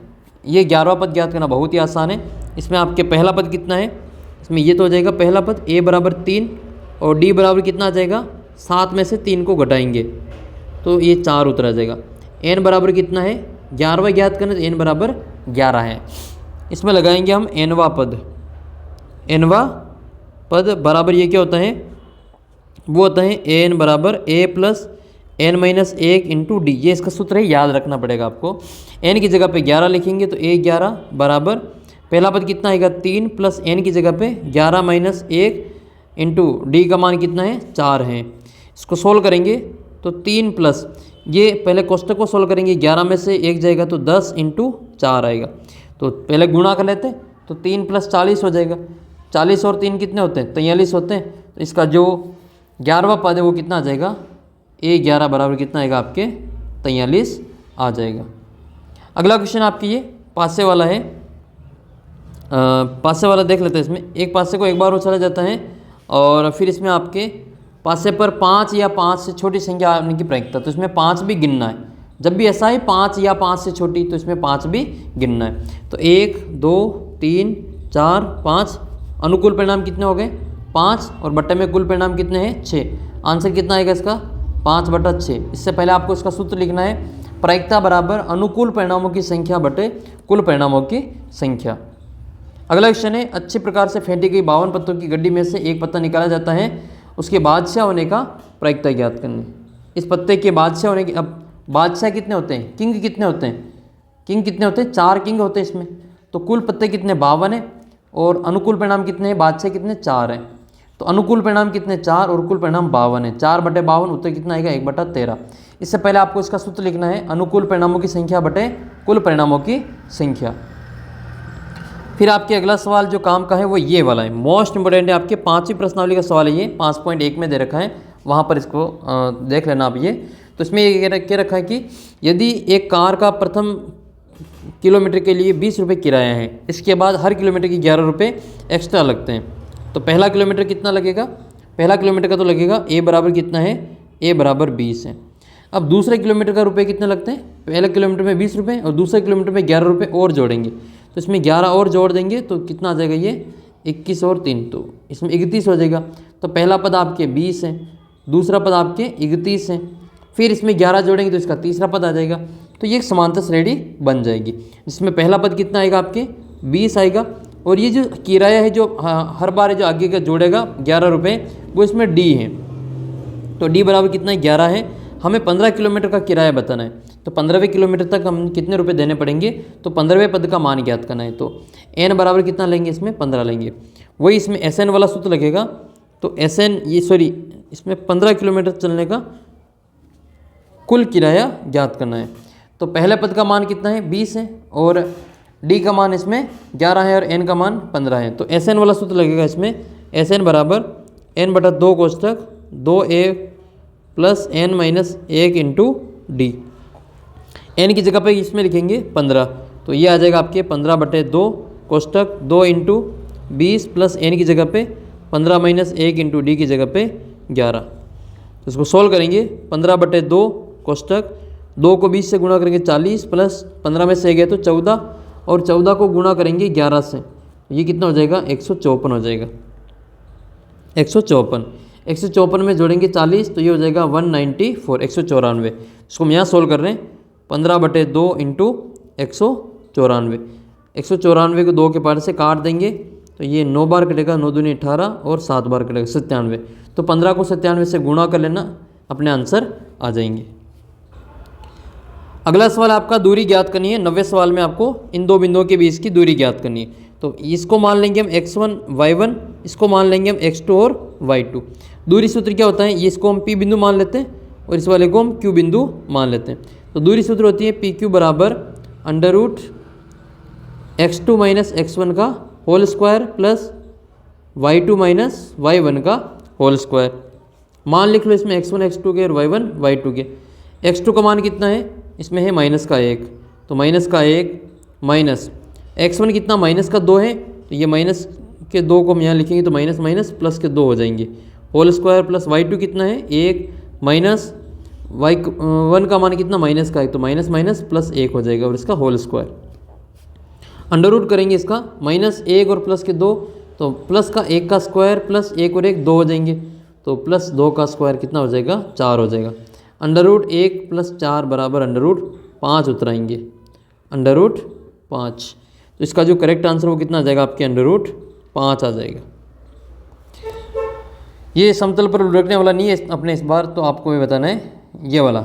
एक सिक्के को 2 बार उछाला जाता है, कम से कम एक चित आने की प्रायिकता ज्ञात करनी है। तो 2 बार उछलते हैं तो उसके 4 रिजल्ट प्राप्त होते हैं, head head, head tail, tail head या फिर टेल टेल। ये कुल परिणाम कितने हो जाएंगे, 4 हो जाएंगे। कम से कम एक चित, एक से ज़्यादा भी हो सकता है, तो कम से कम एक आपको हेड किस में दिखाई दे रहा है, 1, 2 और 3 में दिखाई दे रहा है, तो इसका उत्तर हो जाएगा आपके 3/4। कम से कम एक पट पूछे तो फिर इसका उत्तर आपके 3/4 ही आएगा। कम से कम एक चीज, कम से कम एक पट, दोनों के उत्तर 3/4 ही आएंगे। अगला सवाल आपके ये 13वां और 14वां क्वेश्चन। वैसे तो आपकी इस बार चौथी प्रश्नावली से एक ही क्वेश्चन आएगा, बड़ा क्वेश्चन आएगा, लेकिन हो सकता है वो दोनों कंबाइन करके आपको इस प्रकार का सवाल दे दें कि मूलों की प्रकृति ज्ञात कीजिए, विविक्तिकर ज्ञात कीजिए और मूलों को भी ज्ञात कीजिए। ऐसा एक सवाल जो कंबाइन करके भी आ सकता है, तो आपको इसके लिए भी तैयार रहना है। तो द्विघात समीकरण का आपको विविक्तिकर ज्ञात करना। विविक्तिकर क्या होता है, d बराबर बी स्क्वायर माइनस 4ac, ये इसका सूत्र होता है, और इससे हम इसमें abc का मान लिख के इसका सूत्र से हल ज्ञात कर सकते हैं। तो ये a का मान कितना हो जाएगा, a बराबर 3 होगा, b बराबर कितना है, -4√3 है, और c बराबर कितना है, 4 है। यहाँ पे इनके मान लिख लेते हैं हम। b का मान -4√3, इसका होल स्क्वायर, -4 × a का मान 3 और c का मान 4 है। हल करेंगे इसको तो -4 का स्क्वायर प्लस के 16 हो जाएगा, और √3 का स्क्वायर 3 ही आएगा, -4 × 12 और 12 चौक 48। 16 को 3 से गुणा करेंगे तो ये भी 48 आएगा, 48 - 48 बराबर उत्तर आएगा इसका 0। तो d का मान कितना आया, विविक्तिकर का मान 0 है। इसके मूल कैसे होते हैं, जब d का मान 0 होता है तो इसका मूल जो है वो वास्तविक और बराबर होते हैं, समान होते हैं। ऐसा ही काम आपको इसके लिए करना है। इसके लिए मूलों की प्रकृति ज्ञात करनी। मूलों की प्रकृति ज्ञात करने के लिए वही आपको विविक्तिकर चेक करना पड़ेगा और यहाँ तक आना पड़ेगा। तो इसके लिए भी आपको abc का मान निकाल लेना है और फिर आपको मूलों की प्रकृति को चेक करना है। तो इसमें आपके a बराबर कितना है, a बराबर इसमें आपके 2 है, b बराबर आपका 1 है और c बराबर -1 है। मान लिखेंगे इसमें हम b का मान माइनस के प्लस का 1, तो 1 का स्क्वायर -4 × ये a का मान कितना है, 2 है, और c का मान कितना, -1 है।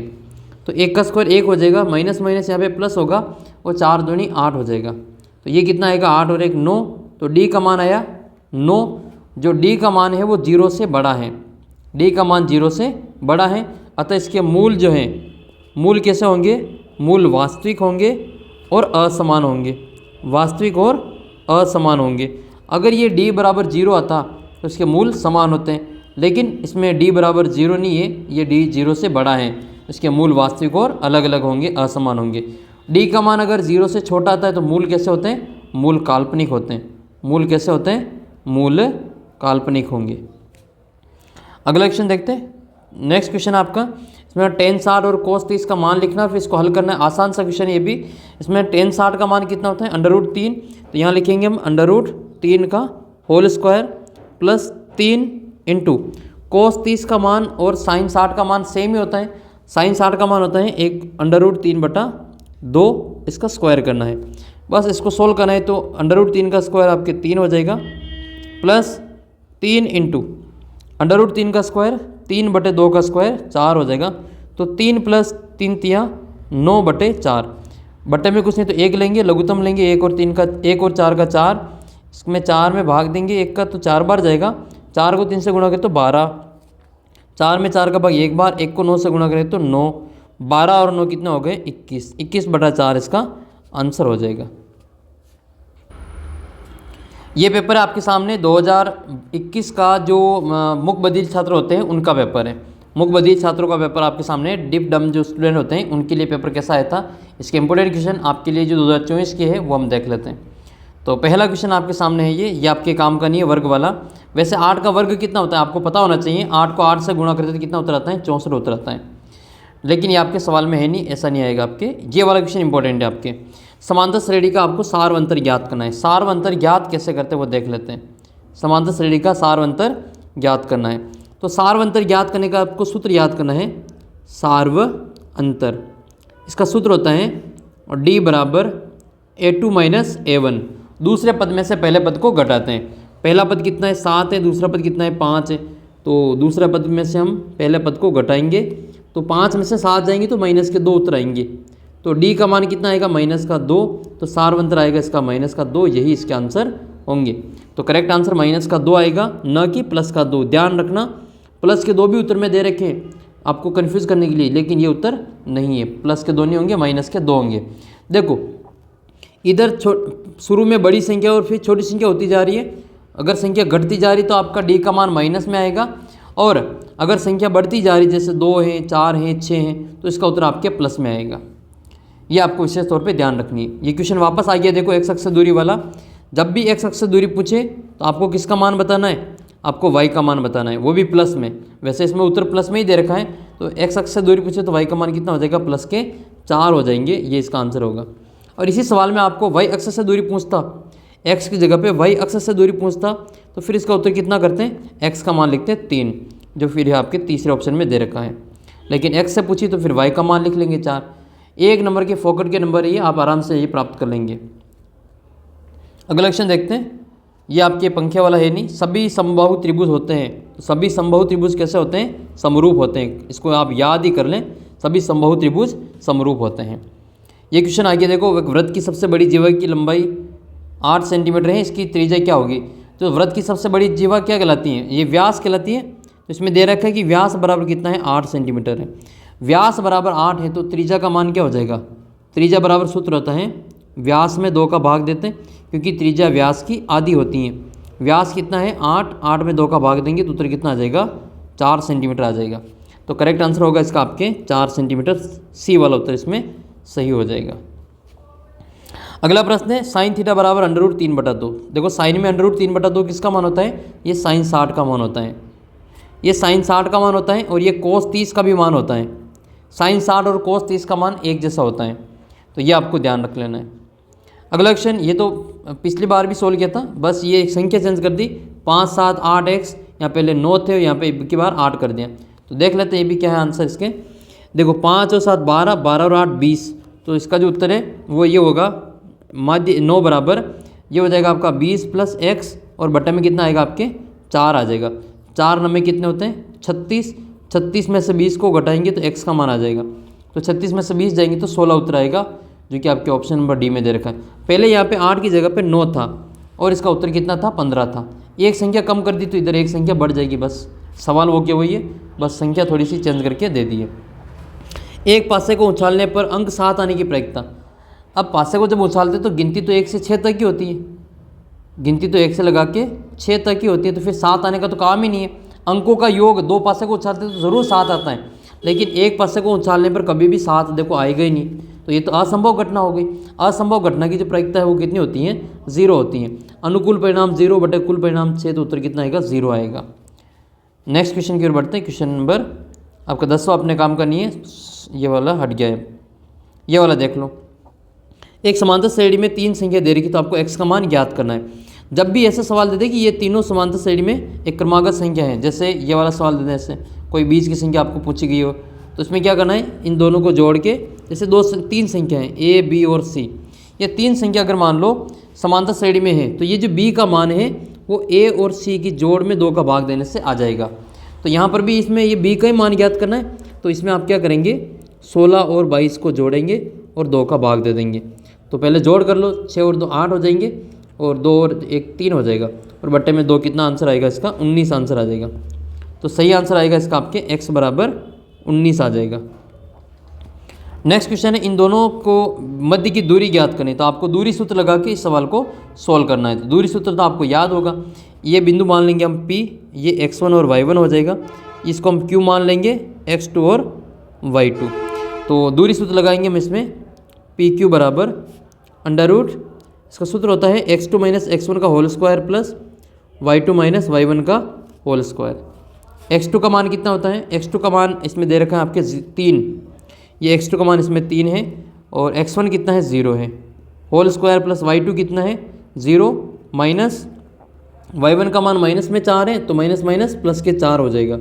होल स्क्वायर करेंगे, 3 में से 0 जाएगा तो 3 बचेगा, स्क्वायर करेंगे, 4 में 0 जोड़ेंगे तो 4 ही आएगा, स्क्वायर करेंगे। 3 का स्क्वायर 9 होता है और 4 का स्क्वायर 16 होता है। 3 3 9, 4 चौक 16, 16 और 9 जोड़ेंगे तो 25 आ जाएगा। वर्गमूल करेंगे 25 का तो ये 5 आंसर आएगा। तो इसका उत्तर कितना आ जाएगा आपके 5 इकाई। दूरी को किसी किसी में मापते इसलिए इकाई लिख लेना वहाँ पे। तो इसका उत्तर हो जाएगा आपके 5 इकाई। वैसे पूरा करना है आपको ऐसे, इस फिर आपके नंबर वहाँ पे मिलेंगे। नेक्स्ट क्वेश्चन की ओर बढ़ते हैं। क्वेश्चन नंबर 6 आपके 5वां काम का नहीं है, अब आपके क्वेश्चन नंबर 6 वो काम का है। ये आपके 6.1 प्रश्नावली का है, फिक्स 6.2 का 6.2 का पहला सवाल है ये डी समांतर है BC के, AD बराबर 1 है, DB बराबर 2 है, AE बराबर 1.5 है। तो इसी का मान आपको ज्ञात करना है। आइए कर लेते हैं इसको। ये जब दे रखा हो कि ये वाली भुजा इसके समांतर है तो इसमें प्रमेय नंबर 1 लगती है 6.1, जिसको हम कहते हैं थेल्स प्रमेय। इसको कहा जाता है थेल्स प्रमेय। थेल्स प्रमेय क्या होती हैं? जब दो भुजाएं इसमें समांतर है तो इसका अनुपात बराबर होता है, यानी कि ये वाला अनुपात AD/DB, इसको हम लिखेंगे यहाँ पे, ये आएगा आपके AD/DB बराबर AE/EC होता है, AE/EC होता है। तो AD का मान कितना है 1 है, DB का मान कितना है 2 है, AE का मान कितना है 1.5 है और EC का मान कितना है वो हमें ज्ञात करना है। इसी को इससे गुणा करेंगे तो EC ही आएगा और 1.5 को हम गुणा करेंगे 2 से, तो ये हो जाएगा आपका 1.5 का 3.0, यानी कि 3 सेंटीमीटर इसका आंसर आएगा। तो करेक्ट आंसर आएगा आपके EC बराबर 3 सेंटीमीटर, यही इसका आंसर है। ठीक है, अगला क्वेश्चन देखते हैं। 7वां क्वेश्चन काम का आपके ये sin 30 tan 45। तो sin 30 का मान कितना होता है? sin 30 का मान होता है 1/2 प्लस tan 45 का मान होता है 1। दोनों को जोड़ेंगे तो बटे में कुछ नहीं तो 1, 2, 1 + 2 बराबर उत्तर आएगा आपके 3/2। यही इसके फाइनल उत्तर है। निश्चित घटना की प्रायिकता कितनी होती है? तो निश्चित घटना की प्रायिकता 1 होती है, इसका उत्तर लिखेंगे 1। और असंभव घटना की प्रायिकता 0 होती है।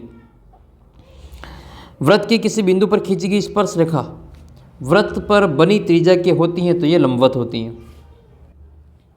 देखो ये कोई वृत्त है और इस पर एक स्पर्श रेखा खींचते हैं, तो स्पर्श रेखा और त्रिज्या जो होती हैं वो 90 डिग्री का कोण बनाती है और इसी को हम लंब कहते हैं, लंबवत कहते हैं।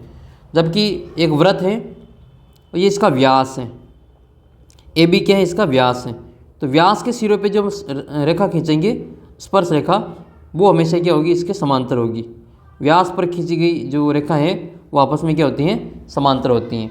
जबकि त्रिज्या और स्पर्श रेखा आपस में 90 डिग्री का कोण बनाती हैं, ये लंबवत होती है। इसमें हम भरेंगे लंबवत। अगला क्वेश्चन 11वां, इसमें आपको वर्ग अंतराल बताना है कि वर्ग अंतराल कितना है। वर्ग अंतराल ज्ञात करने के लिए आपको बड़ी में से छोटी संख्या को घटाना है। ये 23 से 38 है, इसमें 23 को कहा जाता है निम्न सीमा, इसको लोअर लिमिट कहते हैं, निम्न सीमा कहा जाता है। और ये ऊपरी सीमा कहा जाता है, इसको कहते हैं ऊपरी सीमा, ये ऊपरी सीमा इसको कहा जाता है। आपको वर्ग अंतराल ज्ञात करना है, मतलब कितने का अंतर है बीच में, तो बड़ी में से छोटी को घटा लेना। 38 में से 23 को घटा लेना, अपना आंसर आ जाएगा 15। इसका करेक्ट आंसर होगा 15। लेकिन इसी में से आपको पूछे कि वर्ग चिन्ह क्या है? वर्ग चिन्ह इसी का दूसरा नाम है मध्यमान, मतलब बीच की संख्या बतानी है। 23 और 38 के बीच की संख्या बतानी है। तो हम क्या करेंगे? 23 और 38 को जोड़ेंगे, 23 और 38 को जोड़ेंगे और 2 का भाग देंगे। इन दोनों को जोड़ के 2 का भाग देंगे तो मध्यमान या वर्ग चिन्ह आ जाएगा। 8 और 3 11 का 1 हासिल का 1, 5 और 1 6 हो जाएगा। तो 61 और बट्टे में कितना आएगा आपके 2, कितना आ जाएगा 2। 61 में 2 का भाग देंगे तो ये आएगा आपके 30.5। तो इसका उत्तर अगर वर्ग चिन्ह पूछता तो हम 30.5 करते हैं। जैसे आपके दे रखा किताब में 10 से 25 का जो वर्ग चिन्ह ज्ञात कीजिए, 17.5 उत्तर आता है, वो ऐसे ही आता है। इन दोनों को जोड़ेंगे तो 35 आ जाएगा और 35 में 2 का भाग देंगे तो 17.5 उत्तर आएगा, जो कि आपके मॉडल पेपर में आया हुआ है। अगला क्वेश्चन देखते हैं। ये आपका है नहीं, अपनी इच्छा अनुसार 2 समरूप आकृतियाँ बनानी, तो ये तो कितनी बार आ चुका है। 2 वृत्त बना लेंगे, ये समरूप आकृतियाँ हैं। 2 वृत्त जो है वो समरूप आकृतियाँ होती हैं। 2 वर्ग जो है वो समरूप आकृतियाँ होती हैं। कोई से भी 2 वर्ग बना लेना, वो समरूप आकृतियाँ होती हैं। या फिर आप समबाहु त्रिभुज भी बना सकते हैं। समबाहु त्रिभुज भी, जिसकी तीनों भुजाएं बराबर हो, उसको हम समबाहु त्रिभुज कहते हैं।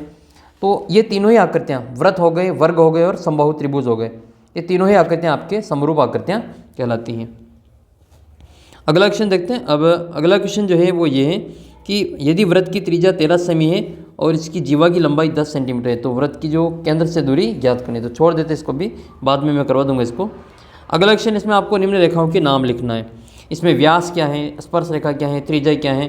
तो व्यास जो है वो तो ये हो जाएगा पूरा, ये केंद्र से होकर जाने वाली जीवा को व्यास कहते हैं। तो व्यास को हम क्या लिखेंगे, पी क्यू व्यास है। स्पर्श रेखा कौन सी है, तो ये जो एडी है वो स्पर्श रेखा है, एडी स्पर्श रेखा। छेदक रेखा ये बीच में से जा रही है, ए बी छेदक रेखा है। और त्रिज्या कौन कौन सी है, एक तो आपके ओपी त्रिज्या है और एक आपका ओक्यू त्रिज्या है। ओपी भी त्रिज्या है, ओक्यू भी त्रिज्या है। एक और कौन सी है आपके, ये ओसी, ये भी आपके त्रिज्या ही है, ठीक है, ये भी आपके त्रिज्या हैं। ऐसे आपको इनके नाम याद होने चाहिए। स्पर्श रेखा वृत्त को एक बिंदु ही पर ही स्पर्श करती है। छेदक रेखा वृत्त को 2 बिंदु पर काट के निकलती है, छेद करके निकलती है।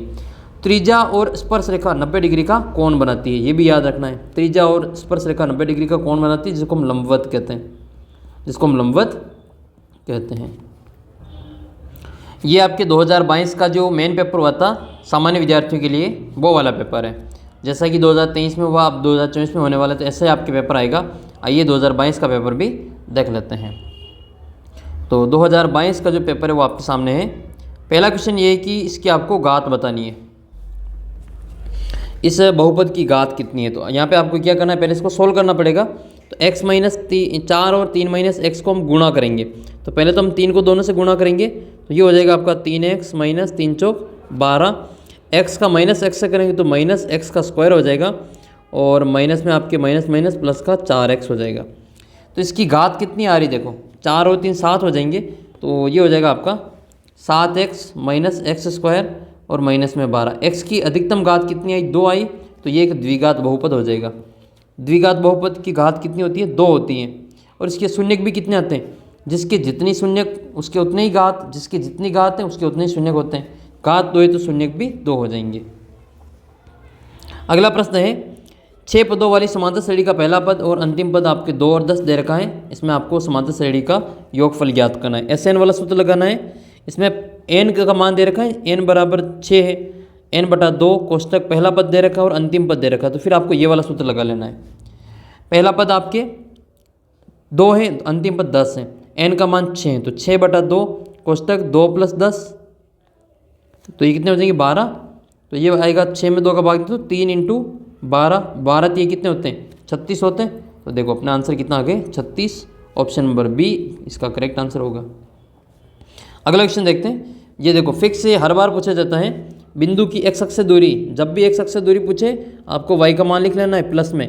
वैसे तो इसमें उत्तर एक ही दे रखा प्लस का 4, माइनस का 4 होता तो उसका उत्तर नहीं आता, तो उसका उत्तर आएगा प्लस के 4। इसकी y अक्ष से दूरी पूछे तो x का मान लिख लेंगे 5, x अक्ष से दूरी पूछे तो प्लस का 4 इसमें आंसर होगा। निम्न में से अपरिमेय संख्या है तो जिसका दशमलव प्रसार कभी भी समाप्त नहीं होता है उसको हम अपरिमेय संख्या कहते हैं। तो इसका जो उत्तर लिखेंगे ये वाला ब वाला उत्तर इसमें सही हो जाएगा।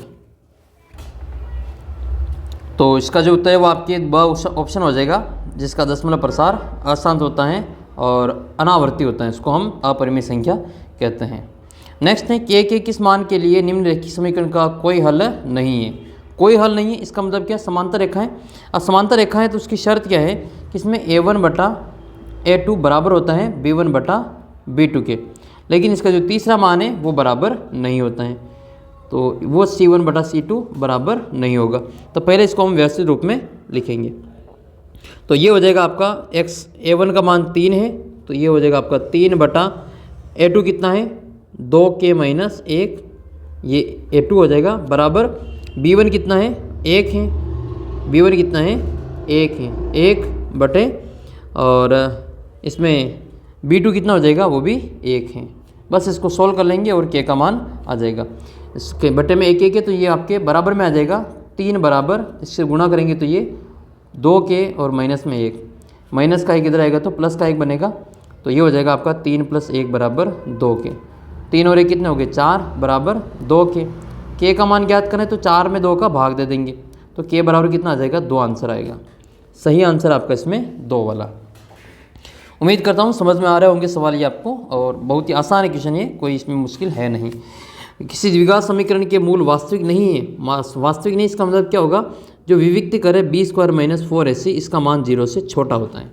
ऐसी कंडीशन आप में कहाँ दिखाई दे रही है? तो ये वाला ऑप्शन नंबर स में आपको दिखाई दे रहा है। इसमें जो इसके मूल है वो काल्पनिक होंगे, वास्तविक नहीं होंगे। इसका जो सही आंसर है वो कितना हो जाएगा? ऑप्शन नंबर ब हो जाएगा। इसके मूल 0 से, ये डी का मान 0 से छोटा है तो इसके मूल काल्पनिक होंगे, वास्तविक नहीं है। इसके मूल बराबर और वास्तविक होंगे। ये बराबर में 0 तो वास्तविक और बराबर होते हैं। इसके मूल हमेशा कैसे होंगे? वास्तविक होंगे और अलग अलग होंगे, क्योंकि डी का मान 0 से बड़ा है। अगला क्वेश्चन देखते हैं, क्वेश्चन नंबर 7। क्वेश्चन नंबर 7 है, आपको इन बिंदुओं को मिलाने वाले रेखाखंड का मध्य बिंदु ज्ञात करना है। मध्य बिंदु ज्ञात करने का सूत्र क्या होता है? मध्य बिंदु का सूत्र होता है x1 + x2/2 और y1 + y2/2।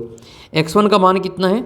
ये x + 4 है, x + 4 प्लस x2 कितना है? 6 - x है और बटे में 2 आएंगे।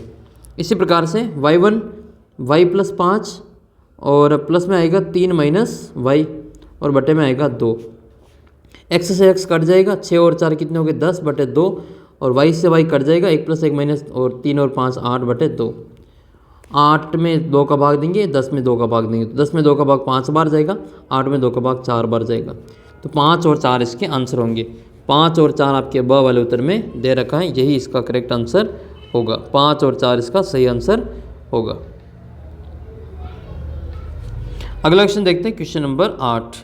8वां जी क्वेश्चन ये है कि साइन, इसमें आपको दे रखा है साइन a बराबर 1/2 है, तो आपको ज्ञात करना है 2 sin a cos a। तो 1/2 ये किसका मान होता है? साइन 30 का मान होता है। तो ये हो जाएगा आपके साइन a बराबर कितना आएगा? आपके साइन 30। तो a बराबर कितना आएगा? 30। तो ये आ जाएगा आपका 2 इंटू, ये हो जाएगा आपके 2 इंटू साइन a की जगह पे कितना लिखेंगे? 30 लिखेंगे, और कोस की जगह पे भी कितना लिखेंगे? कोस 30 लिखेंगे। तो मान लिख लो इसमें, साइन 30 का मान वही 1/2 और कोस 30 का मान जो साइन 60 का होता है √3/2। ये 2 से 2 कट जाएंगे, उतर आएंगे √3/2। √3/2 आपके ब वाले उत्तर में दे रखा है, तो यही इसके आंसर होंगे। ब वाला आंसर इसमें सही हो जाएगा। नेक्स्ट क्वेश्चन है 9वां क्वेश्चन। 9वें क्वेश्चन में तो आपको इसमें मान लिख के इसको हल करना पड़ेगा। तो इसमें आपकी ये आ जाएगा, जैसे 2 इंटू tan 30 का मान कितना होता है? 1/√3 होता है, और बटे में 1 - 1/√3 का होल स्क्वायर। ये कितना आएगा? 2/√3 और बटे 1 - 1/3 आ जाएगा। 3 में से 1 जाएगा तो कितना आएगा? 2, 2/3 आ जाएगा। तो ये आएगा आपका 2/√3 और बटे में 2/3। इसको गुणा करेंगे तो 2/√3 इंटू 3/2 हो जाएगा, 2 से 2 कटेगा, और ये आएगा आपका 3/√3। तो इसको हम √3 को ऊपर नीचे गुणा करेंगे तो √3/√3। 3 से 3 ये आपके 3 हो जाएंगे, ये कट जाएगा और बचेगा √3। तो करेक्ट आंसर आएगा आपके √3। नेक्स्ट क्वेश्चन की ओर देखते हैं, क्वेश्चन नंबर 10। 10वां क्वेश्चन आपके सामने है। एक पासे को एक बार फेंका जाता है, अभाज्य संख्या आने की प्रायिकता। अभाज्य संख्या 2, 3 और 5, अनुकूल परिणाम 3 है और कुल परिणाम 6 है। उत्तर आपके 1/2 है। ऑप्शन नंबर ए इसका करेक्ट आंसर हो जाएगा। नेक्स्ट है 11वें क्वेश्चन में आपको माध्यक ज्ञात करना है। माध्यक में संख्या गिन लो कितनी है? ये 1, 2, 3, 4, 5, 6, 7 संख्या है, मतलब विषम संख्या है। उत्तर आसानी से आ जाएंगे। पहले इसको गिनती में लिख लो। सबसे पहले आरोही क्रम में लिखेंगे, 0 आएगा, 0 के बाद में 1, फिर 2, फिर 3, फिर 4 और फिर आएगा 7 और फिर आएगा 8। n का मान कितना है इसमें? n बराबर है आपके, गिना तो हमने 7 आया। 7 कैसी संख्या है? 7 विषम संख्या है। तो माध्यक का सूत्र क्या आएगा विषम के लिए? माध्यक का सूत्र होता है n + 1/2वां पद। ठीक है, n का मान कितना लिखना है? 7 लिखना है। तो 7 + 1/2, 7 और 1 कितने हो गए? 8 हो गए, और 8 में 2 का भाग दे दो तो कितना आ जाएगा? 8/2 कितना आएगा? 4वां पद आएगा, चौथा पद आ जाएगा। 4वां पद, चौथा पद कितना आपके दे रखा है? 3 दे रखा है। तो इसमें माध्यक बराबर कितना आ जाएगा आपके? माध्यक बराबर 3 आ जाएगा। ठीक है, करेक्ट आंसर इसका 3 होगा, जो कि आपके ऑप्शन नंबर ए में दे रखा है। ऐसे आपको अगर सम आ जाए तो बीच के 2 नंबर ले लेने, गिन लेना इनको। जैसे मान लो ये 6 ही होते हैं, 6 होते तो बीच की 2 संख्या को जोड़ के 2 का भाग दे देते हैं। ठीक है, 8 होते तो बीच की 2 संख्या को जोड़ के 2 का भाग देते हैं, लेकिन इसको पहले क्रम में लिखना पड़ेगा। अगला क्वेश्चन ये है कि इसमें इसकी जो जोड़ है बारंबारताओं का योग वो 60 दे रखा है और x का मान ज्ञात करना है। तो ये इसकी जोड़ कितनी दे रखी है, इसकी जोड़ दे रखी है आपको 60। तो पहले इसकी जोड़ कर लेते हैं, ये कितनी आ रही है 5 और 7 12, और ये कितने हो जाएंगे 15 और 5 20 और 20 40, 40 और 12 कितने हो रहे 52, कितने हो रहे ये 52 प्लस x बराबर में कितने 60 है। तो x बराबर आ जाएगा आपके 60 माइनस 52, x का मान कितना आएगा आपके 8 आ जाएगा। 8 कहाँ दे रखा है, ब वाले उत्तर में दे रखा है। ये इससे 12 क्वेश्चन आपके पहले आते थे। फिर आपके ये वाला क्वेश्चन है जिसमें आपके दूसरा और तीसरा पद ज्ञात करना है। इससे हम क्या करेंगे, डी का मान ज्ञात करेंगे। जैसे ये पहला पद है और ये चौथा पद है। चौथे पद को क्या लिख सकते हैं, a4 बराबर a प्लस 3d।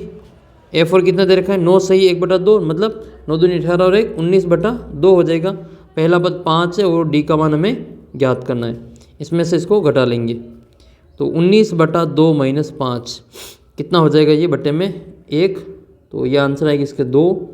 19 माइनस 10 यानी कि डी का मान कितना, ये कितना आ जाएगा इसके बराबर में 9/2, बराबर में कितना आएगा, ये बराबर आ जाएगा आपका 3d। ये 3d है तो d बराबर आ जाएगा 9/2 और बटे में 3। 3 के पारे से 9 कटेंगे 3 बार, तो d का मान कितना है 3/2। अब 5 में जोड़ेंगे 3/2 तो आपके दूसरा पद आ जाएगा। यह आ जाएगा आपके 5 दूनी 10 और 3 13/2। इसका उत्तर आएगा आपके 13/2। फिर 13/2 में आप भाग ये जोड़ देंगे 3/2, तो 13 और 3 कितने हो गए 16/2 यानी कि 8 आ जाएगा। यहाँ आएगा आपके 8। अगला क्वेश्चन आपका ये है क्वेश्चन नंबर, ये क्वेश्चन आपका जो है दूसरे क्वेश्चन में बोनस दिया गया था, ये 2022 में क्यों दिया गया था मैं इसका कारण बताता हूँ। ये दो समीकरण दे रखी हैं, इसमें आपको एक पूछ रहा है कि ये तीनों बराबर है, लेकिन इसमें क्या क्या किया है कि a1/a2 होता है, इन्होंने a1/b1 लिख लिया, और b1/b2 होता है, इन्होंने a2/b2 लिख लिया। इस कारण इस क्वेश्चन में जो 1 नंबर का बोनस दिया गया था, ये क्वेश्चन है जो सबके जो 1 नंबर फिक्स इसमें मिला था। तो इसका जो कारण क्या है मैं आपने समझ में आ गया होगा। ये इसको a1/a2 लिखते हैं और b1/b2 लिखते हैं। तो तब ये कैसा होता है, ये तीनों ही बराबर हैं, तो रेखाएं कैसी होती हैं, वो समपाती होती हैं। जब दो बराबर है a1/a2 बराबर है b1/b2, लेकिन तीसरा बराबर नहीं है तो ये समांतर रेखाएं, और कोई बराबर नहीं है तो फिर वो प्रतिच्छेदी रेखाएं। प्रतिच्छेदी रेखाएं, समांतर रेखाओं का कोई हल प्राप्त नहीं होता है, प्रतिच्छेदी रेखाओं का अद्वितीय हल होता है, और समपाती रेखाओं के अनेक हल प्राप्त होते हैं।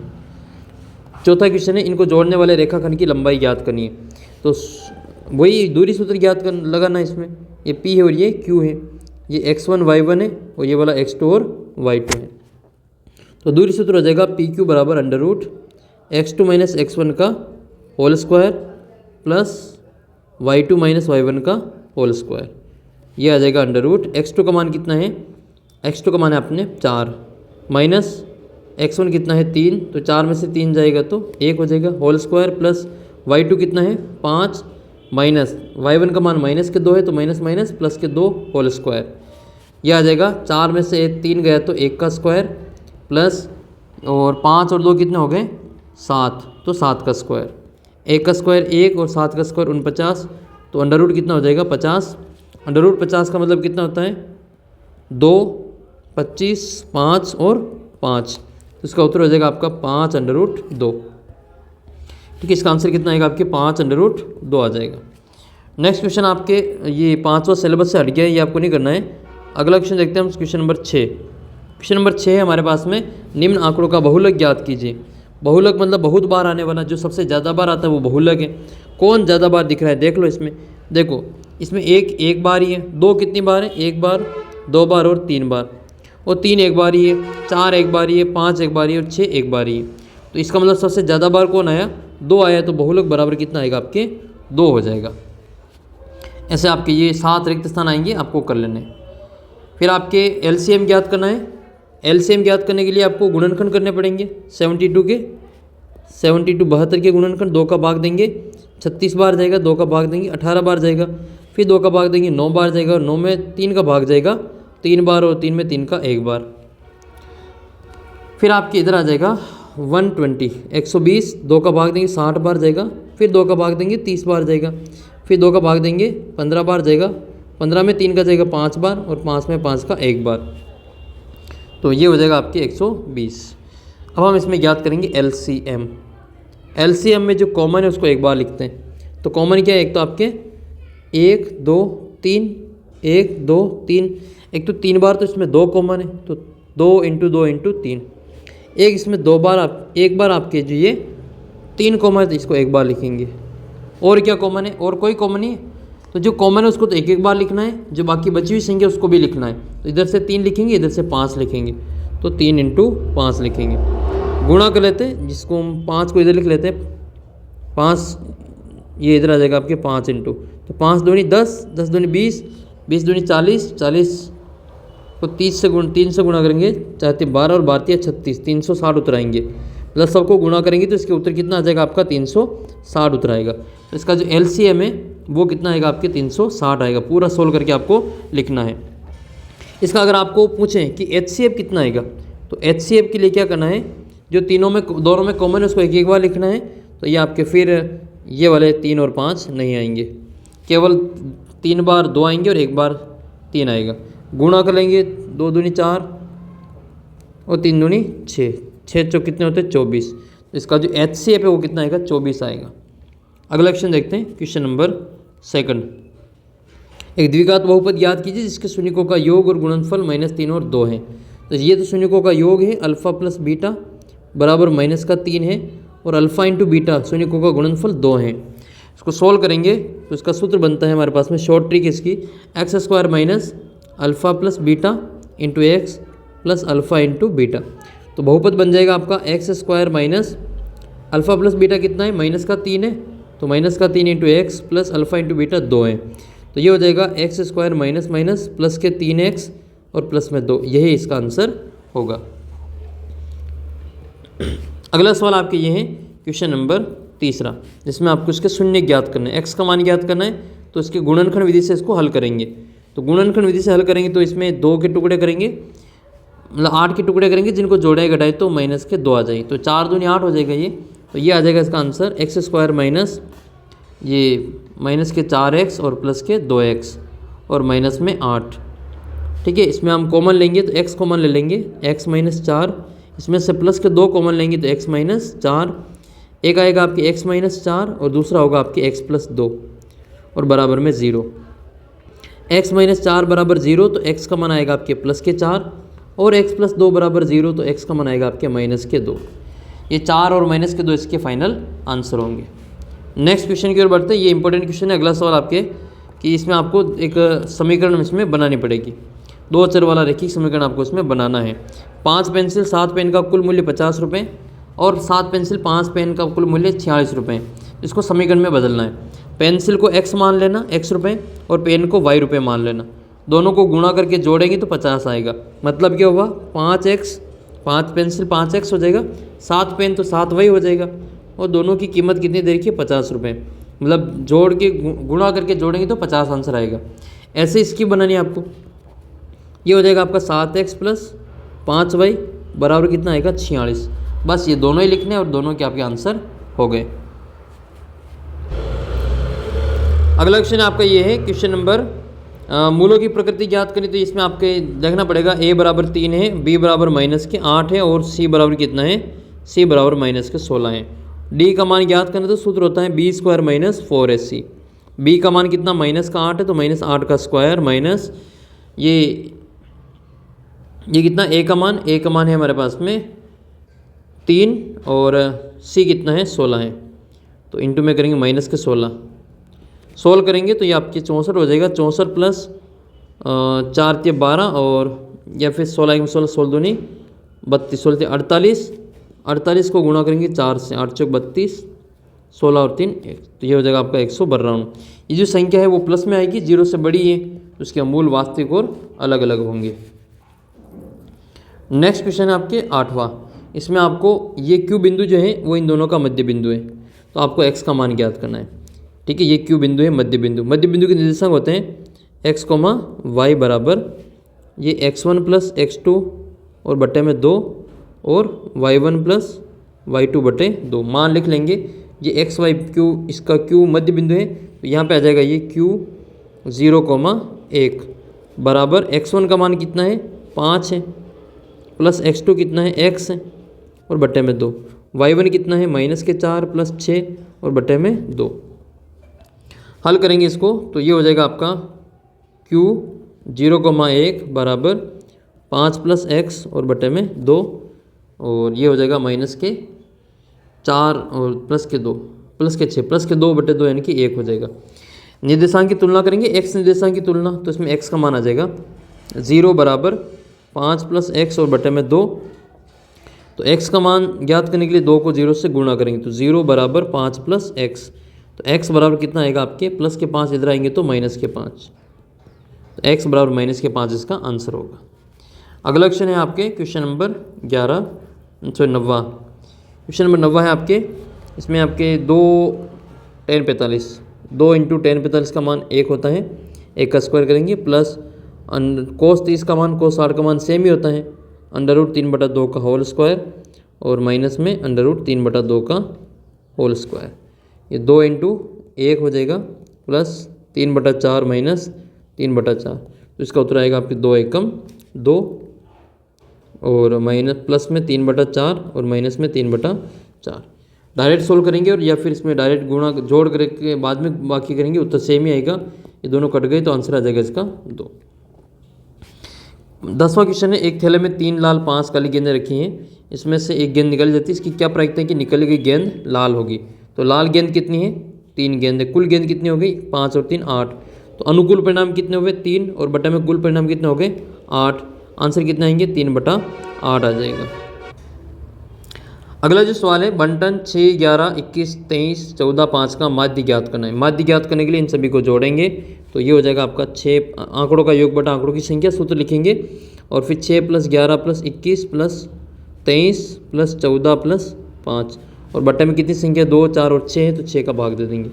जोड़ कर लेते 6 और 1 7 और 1 8 और 3 11 और 4 15 और 5 20 का 0 हासिल किए 2 3 5 तो 7 और 1 8 80/6 भाग देंगे इसमें, वापस जोड़ कर लेते हैं 5 और 4 9 और 3 12 13 14 और 6 20 हासिल के 2 2 और 1 3 3 2 5 2 7 7 और 1 8 80/6, 80 में 6 का भाग दे देंगे या 40 में 3 का भाग दे देंगे, तो 3 का भाग जाएगा, इसको मैंने 2 के बारे से काट दिया तो 40/3 आया। 3 एकम 3, 1 बचेगा 10 हो जाएगा, 3 × 9, 1 बचेगा 10 में लगाएंगे 0 10 हो जाएंगे 3 3, तो 13.33 इसके आंसर होंगे। ये है आपके सामने 2022 का मुख्य बधिर परीक्षा जो विद्यार्थी हैं उनकी परीक्षा का पेपर। आइए ये वाला पेपर भी हम इसमें देख लेते हैं। तो सबसे पहले हम देखते हैं अबसद वाले क्वेश्चन। तो सेक्शन ए में आपसे पूछा गया है कि 2 अंकों की सबसे छोटी अभाज्य संख्या कौन सी होती है। तो 2 अंक की संख्या इसमें आपकी 2 ही दे रखी है, एक तो 10 और एक 11, तो इसमें से अभाज्य संख्या कौन सी है, तो 11 उत्तर हो जाएगा। फिर इसमें आंसर करेंगे एक स वाला उत्तर सही है। नेक्स्ट है x² + 2x + 5 में ABC का मान ज्ञात करना है। तो a बराबर कितना है 1 है, b बराबर 2 है, c बराबर 5 है। 1 2 5 इसका आंसर होगा। 1 2 5 द वाले उत्तर में दे रखा है। अगला क्वेश्चन है ax² + bx + c के शून्यक अल्फ़ा और बीटा है, तो अल्फ़ा × बीटा का मान ज्ञात करना है। तो अल्फ़ा × बीटा बराबर होता है c/a। c/a आपके ऑप्शन नंबर ब में दे रखा है। x² - 3 के शून्यक होंगे तो ये होगा आपका x² - 3 बराबर 0 लिखेंगे तो x² बराबर +3। x का मान ज्ञात करना है तो √3 आएगा, जिसको हम +-3 लिखते हैं। तो एक बार प्लस में एक बार माइनस में इसका उत्तर आएगा ऑप्शन नंबर स इसका करेक्ट आंसर होगा। इस समांतर श्रेणी का आपको सारवंतर ज्ञात करना है। तो सारवंतर ज्ञात करने के लिए हम लिखते हैं d बराबर सूत्र होता है a2 - a1। दूसरा पद कितना है -3, तो -3 माइनस पहला पद कितना है 1 है, तो -1 -3 -1 -4 होते हैं। उत्तर आएगा -4 ब ऑप्शन। समांतर श्रेणी का पहला पद 1 है और d का मान भी 1 है, तो समांतर श्रेणी क्या बनेगी वो आपको बताना है। 1 में 1 जोड़ेंगे तो दूसरा पद कितना आ जाएगा 2 आ जाएगा। 2 में 1 जोड़ेंगे तो 3 आ जाएगा। 4 1 2 3 4 कहाँ दे रखा है 1 2 3 4, स वाला उत्तर इसमें सही हो जाएगा।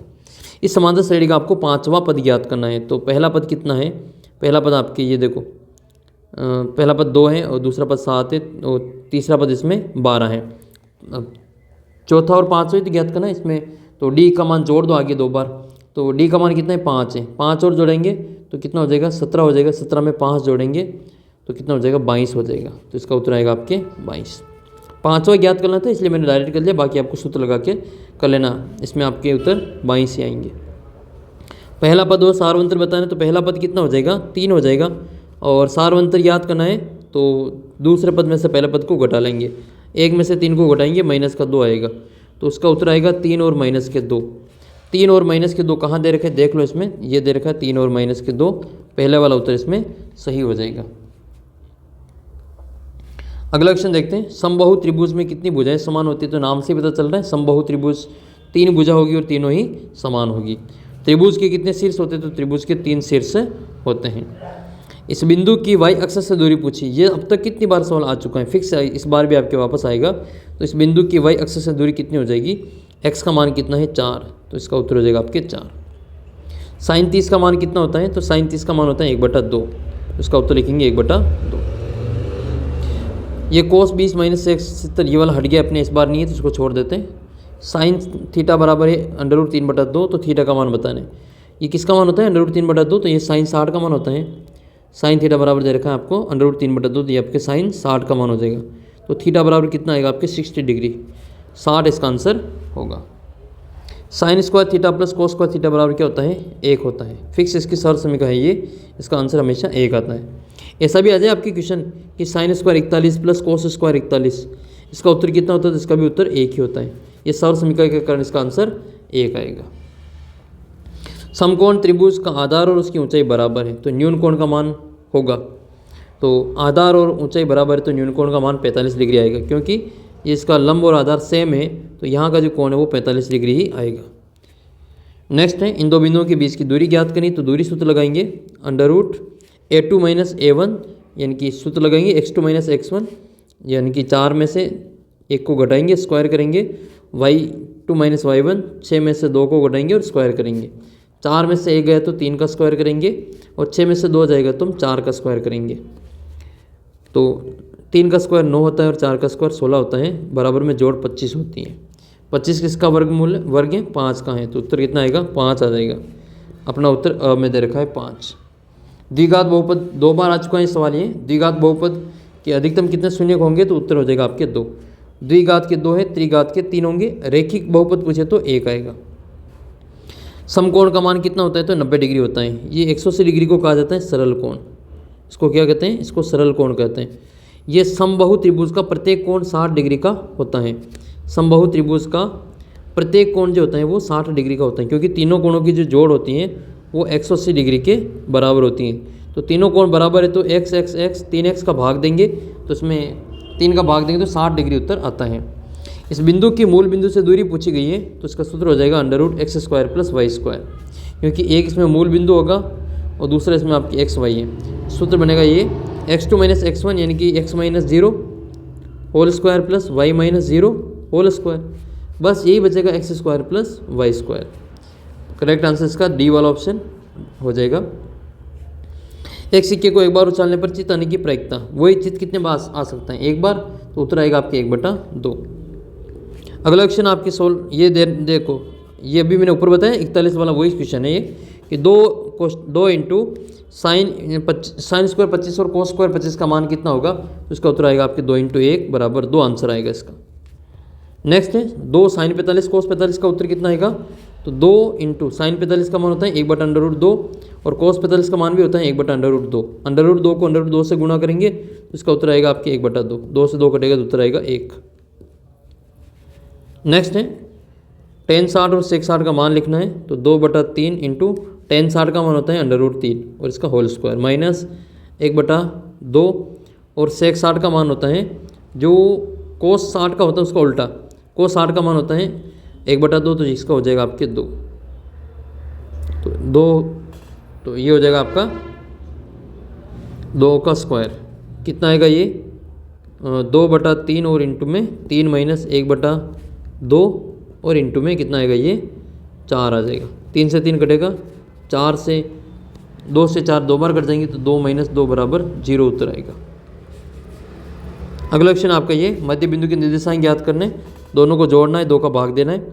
सूत्र होता है x1 + x2 बटे 2 और y1 + y2 बटे 2। x1 का मान कितना है, x1 का मान है 4, x2 का मान है 2 और बटे में 2। y1 कितना है 6, y2 कितना है 4 और बटे में 2। 6 और 4 और 2 6 और बटे में 2 और 6 और 4 10 और बटे में 2। 6 में 2 का भाग देंगे तो 3 आएगा और 10 में 2 का भाग देंगे तो 5 आएगा। आंसर आ जाएगा इसका आपके 3 और 5। पूरा सोल्व करना है इसमें तो आपको। नेक्स्ट क्वेश्चन की ओर बढ़ते हैं, क्वेश्चन नंबर 6। 3 सेमी त्रिज्या की एक वृत्त की रचना करनी, ये छोड़ देना आपको इसका व्यास पूछे तो ज़रूर कर लेना। 3 सेमी त्रिज्या वाले वृत्त का व्यास कितना होगा, तो व्यास बराबर सूत्र होता है 2 × त्रिज्या। 2 को त्रिज्या से गुणा करेंगे तो व्यास आ जाएगा, तो 2 × 3 बराबर आंसर आ जाएगा 6।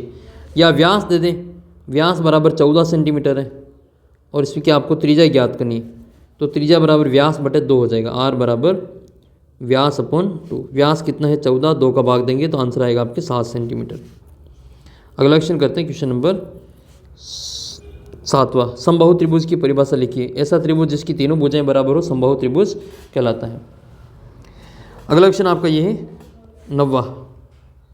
एक समांतर श्रेणी में 3 पद आपको दे रखे हैं, तो x का मान ज्ञात करना है। ये वो वाले सवाल है a b और c वाला। इसमें b जो होता है मध्य का बिंदु होता है वो a और c की जोड़ का आधा होता है। ठीक है, तो a और c की जोड़ करेंगे, इसमें a b c का मान लिख लो।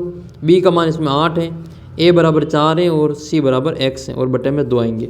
2 आटे कितने हो जाएंगे, 16 हो जाएंगे। 16 बराबर 4 + x, 4 को इधर लाएंगे माइनस में हो जाएंगे, 16 - 4 12 बचेंगे। x का मान 12 आएगा भाई, x बराबर कितना आ जाएगा 12। नेक्स्ट क्वेश्चन की ओर बढ़ते हैं, क्वेश्चन नंबर 10। समांतर श्रेणी का 10वां पद ज्ञात करना है। अब यहाँ पर आपको 10वां पद सूत्र लगा के करना पड़ेगा। पहला पद कितना है, 2 है। d बराबर a2 - a1, 4 - 2 बराबर 2 आ जाएगा। n बराबर 10 है और an बराबर ज्ञात करना है। an बराबर a + n - 1 × d हो जाएगा। n का मान कितना है, n का मान आपके 10 है, तो 8n बराबर पहला पद कितना है 2, n का मान 10 - 1 × d का मान 2 हो जाएगा।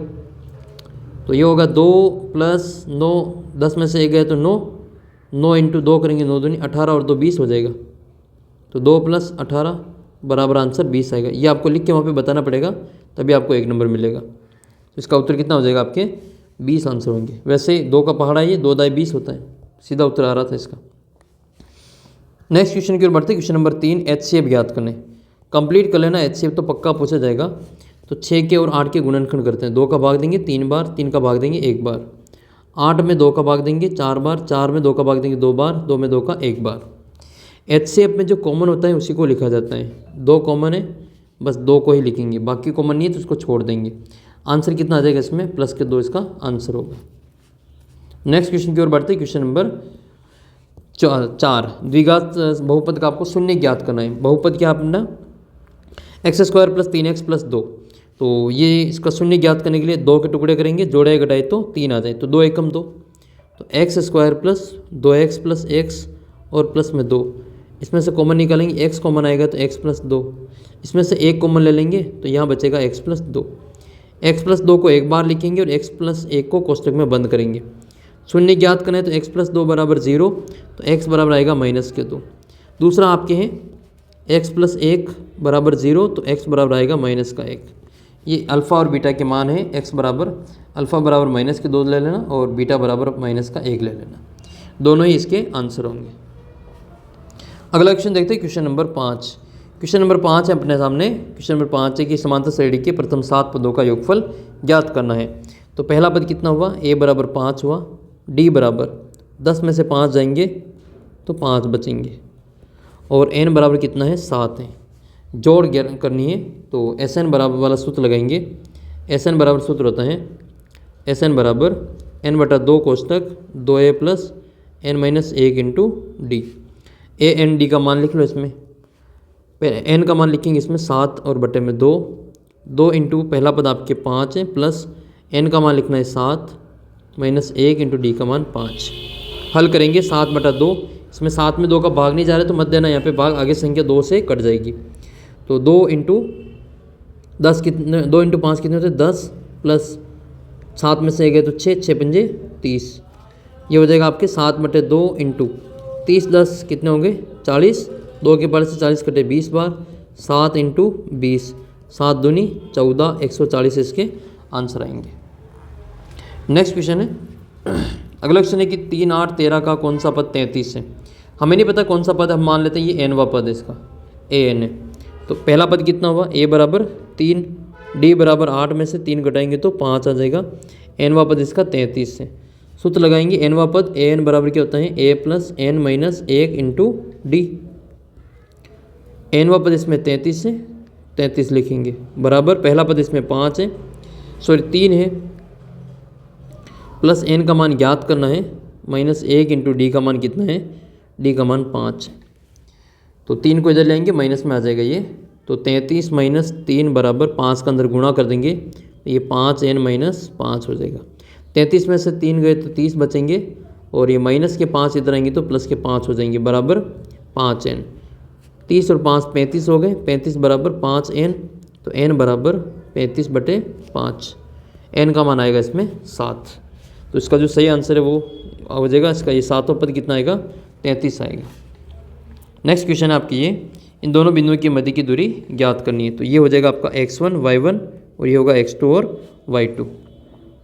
सूत्र लगाएंगे इसमें under root x2 minus x1 का whole square plus y2 minus y1 का होल स्क्वायर। x2 का मान कितना है इसमें, x2 का मान इसमें माइनस के 3 है, माइनस x1 कितना है 5 होल स्क्वायर प्लस y2 कितना है 2, माइनस y1 कितना माइनस का 4, तो माइनस माइनस प्लस के 4, अंडर रूट -3 माइनस 5 माइनस के 8 का होल स्क्वायर प्लस 4 और 2 6 का होल स्क्वायर। 8 का स्क्वायर 64 होता है और 6 का स्क्वायर 36 होता है, और दोनों की जोड़ 100 होती है। 100 किसका वर्ग है, तो 10 का वर्ग है, तो वर्गमूल कितना आएगा आपके 100 का, अंडर रूट 100 का मान 10 आता है। तो इसका उत्तर लिखेंगे हम केवल 10। पूरा सोल्व करना है वैसे तो इसको, फिर इसकी दूरी ज्ञात करके लिखनी है। नेक्स्ट क्वेश्चन की ओर बढ़ते हैं, question number 9, sine 60 cos 30 sine 60 का मान ज्ञात करना है। ठीक है, इसमें मान लिखेंगे, साइन 60 का मान कितना होता है, साइन 60 का मान होता है आपके अंडर रूट 3/2 इंटू cos 30 का मान भी अंडर रूट 3/2 ही होता है, प्लस cos 60 का मान और साइन 30 का मान सेम होता है 1/2 इंटू 1/2। अंडर रूट 3 को अंडर रूट 3 से गुणा करें तो 3 ये 2 दूनी 4 आ जाएगा, प्लस 1 एकम 1 और 2 दूनी 4 आएगा। लघुत्तम लेंगे तो 3 + 1 बराबर कितना आएगा 4/4 बराबर 1 आंसर आएगा। ये 10वां सवाल अपने हट गया है, इसको नहीं करना है। ओनियन कोण को क्या कहते हैं, ओनियन कोण क्या होता है, तो एक वस्तु ये मान लो धरती से ऊपर है और ये पृथ्वी है, और इस क्षैतिज है, क्षैतिज से ऊपर की ओर देखने पर जो आँख के साथ में जो दृष्टि रेखा कोण बनाती है, इसको हम ओनियन कोण कहते हैं। इसको हम यहाँ पे थीटा से लिखा जाता है। अगला क्वेश्चन है 13वां, जिसमें आपको tan a बराबर 3/4 दे रखा है, तो साइन a का मान ज्ञात करना है। तो साइन a का मान ज्ञात करने के लिए आपके पास में लाल कक्का से वो तीनों मान याद होने चाहिए, L A L K K A। तो यहाँ पे दे रखा है tan का मान, तो उसको लिखेंगे लंब बटे आधार। ये tan का मान है लंब बटे आधार, लंब का मान इसमें 3 है और आधार का मान 4 है। अगर आपको साइन का मान ज्ञात करना है तो इसमें लंब बटा कर्ण लिखना पड़ेगा, जिसके लिए आपको कर्ण ज्ञात करना पड़ेगा। तो पाइथागोरस प्रमेय लगाएंगे इसमें हम, और कर्ण का मान ज्ञात करेंगे। आधार 4 है, लंब इसका 3 है, तो कर्ण का मान आएगा इसमें 5, क्योंकि कर्ण स्क्वायर बराबर होता है आधार स्क्वायर प्लस लंब स्क्वायर। तो कर्ण बराबर आएगा अंडर रूट आधार स्क्वायर प्लस लंब स्क्वायर। तो कर्ण बराबर आधार कितना है 4 है, तो 4 का स्क्वायर करेंगे, और लंब 3 है तो 3 का स्क्वायर करेंगे। 4 का स्क्वायर 16 और 3 का स्क्वायर 9, दोनों को जोड़ेंगे तो अंडर रूट 25 हो जाएगा। तो कर्ण बराबर आएगा आपके 5। तो इसमें कितना दे रखा है, ये कर्ण का मान आएगा 5। साइन ज्ञात करना है तो साइन बराबर होता है लंब बटा कर्ण। लंब का मान कितना दे रखा है 3 दे रखा है, और कर्ण का मान 5 है, तो साइन a बराबर कितना आएगा 3/5। नेक्स्ट क्वेश्चन है, एक पासे को एक बार फेंका जाता है, विषम अंक आने की प्रायिकता ज्ञात कीजिए। तो विषम अंक आने की प्रायिकता ज्ञात करनी है। तो विषम संख्या कौन कौन सी है, सबसे पहले लिखेंगे हम 1 3 और 5। एक पासे को फेंकेंगे तो विषम अंक ये 3 ही आएंगे, 1 3 और 5। अनुकूल परिणामों की संख्या 3 और कुल परिणामों की संख्या 6। तो उत्तर इसको काटेंगे तो आएगा आपके 1/2। 3 के पार से 3 एक बार कटेगा और 6 कटेगा 2 बार। उसका जो फाइनल उत्तर है वो आएगा 1/2। तो ये था 2022 का पेपर था डमडिफ वाला, वो वाला पेपर है। इसके बाद में बाकी के जो पेपर इसको हम पार्ट 2 में करेंगे। आगे की वीडियो देखने के लिए चैनल को सब्सक्राइब जरूर करें। मिलते हैं आपको अगले वीडियो में, तब तक जय हिंद जय भारत।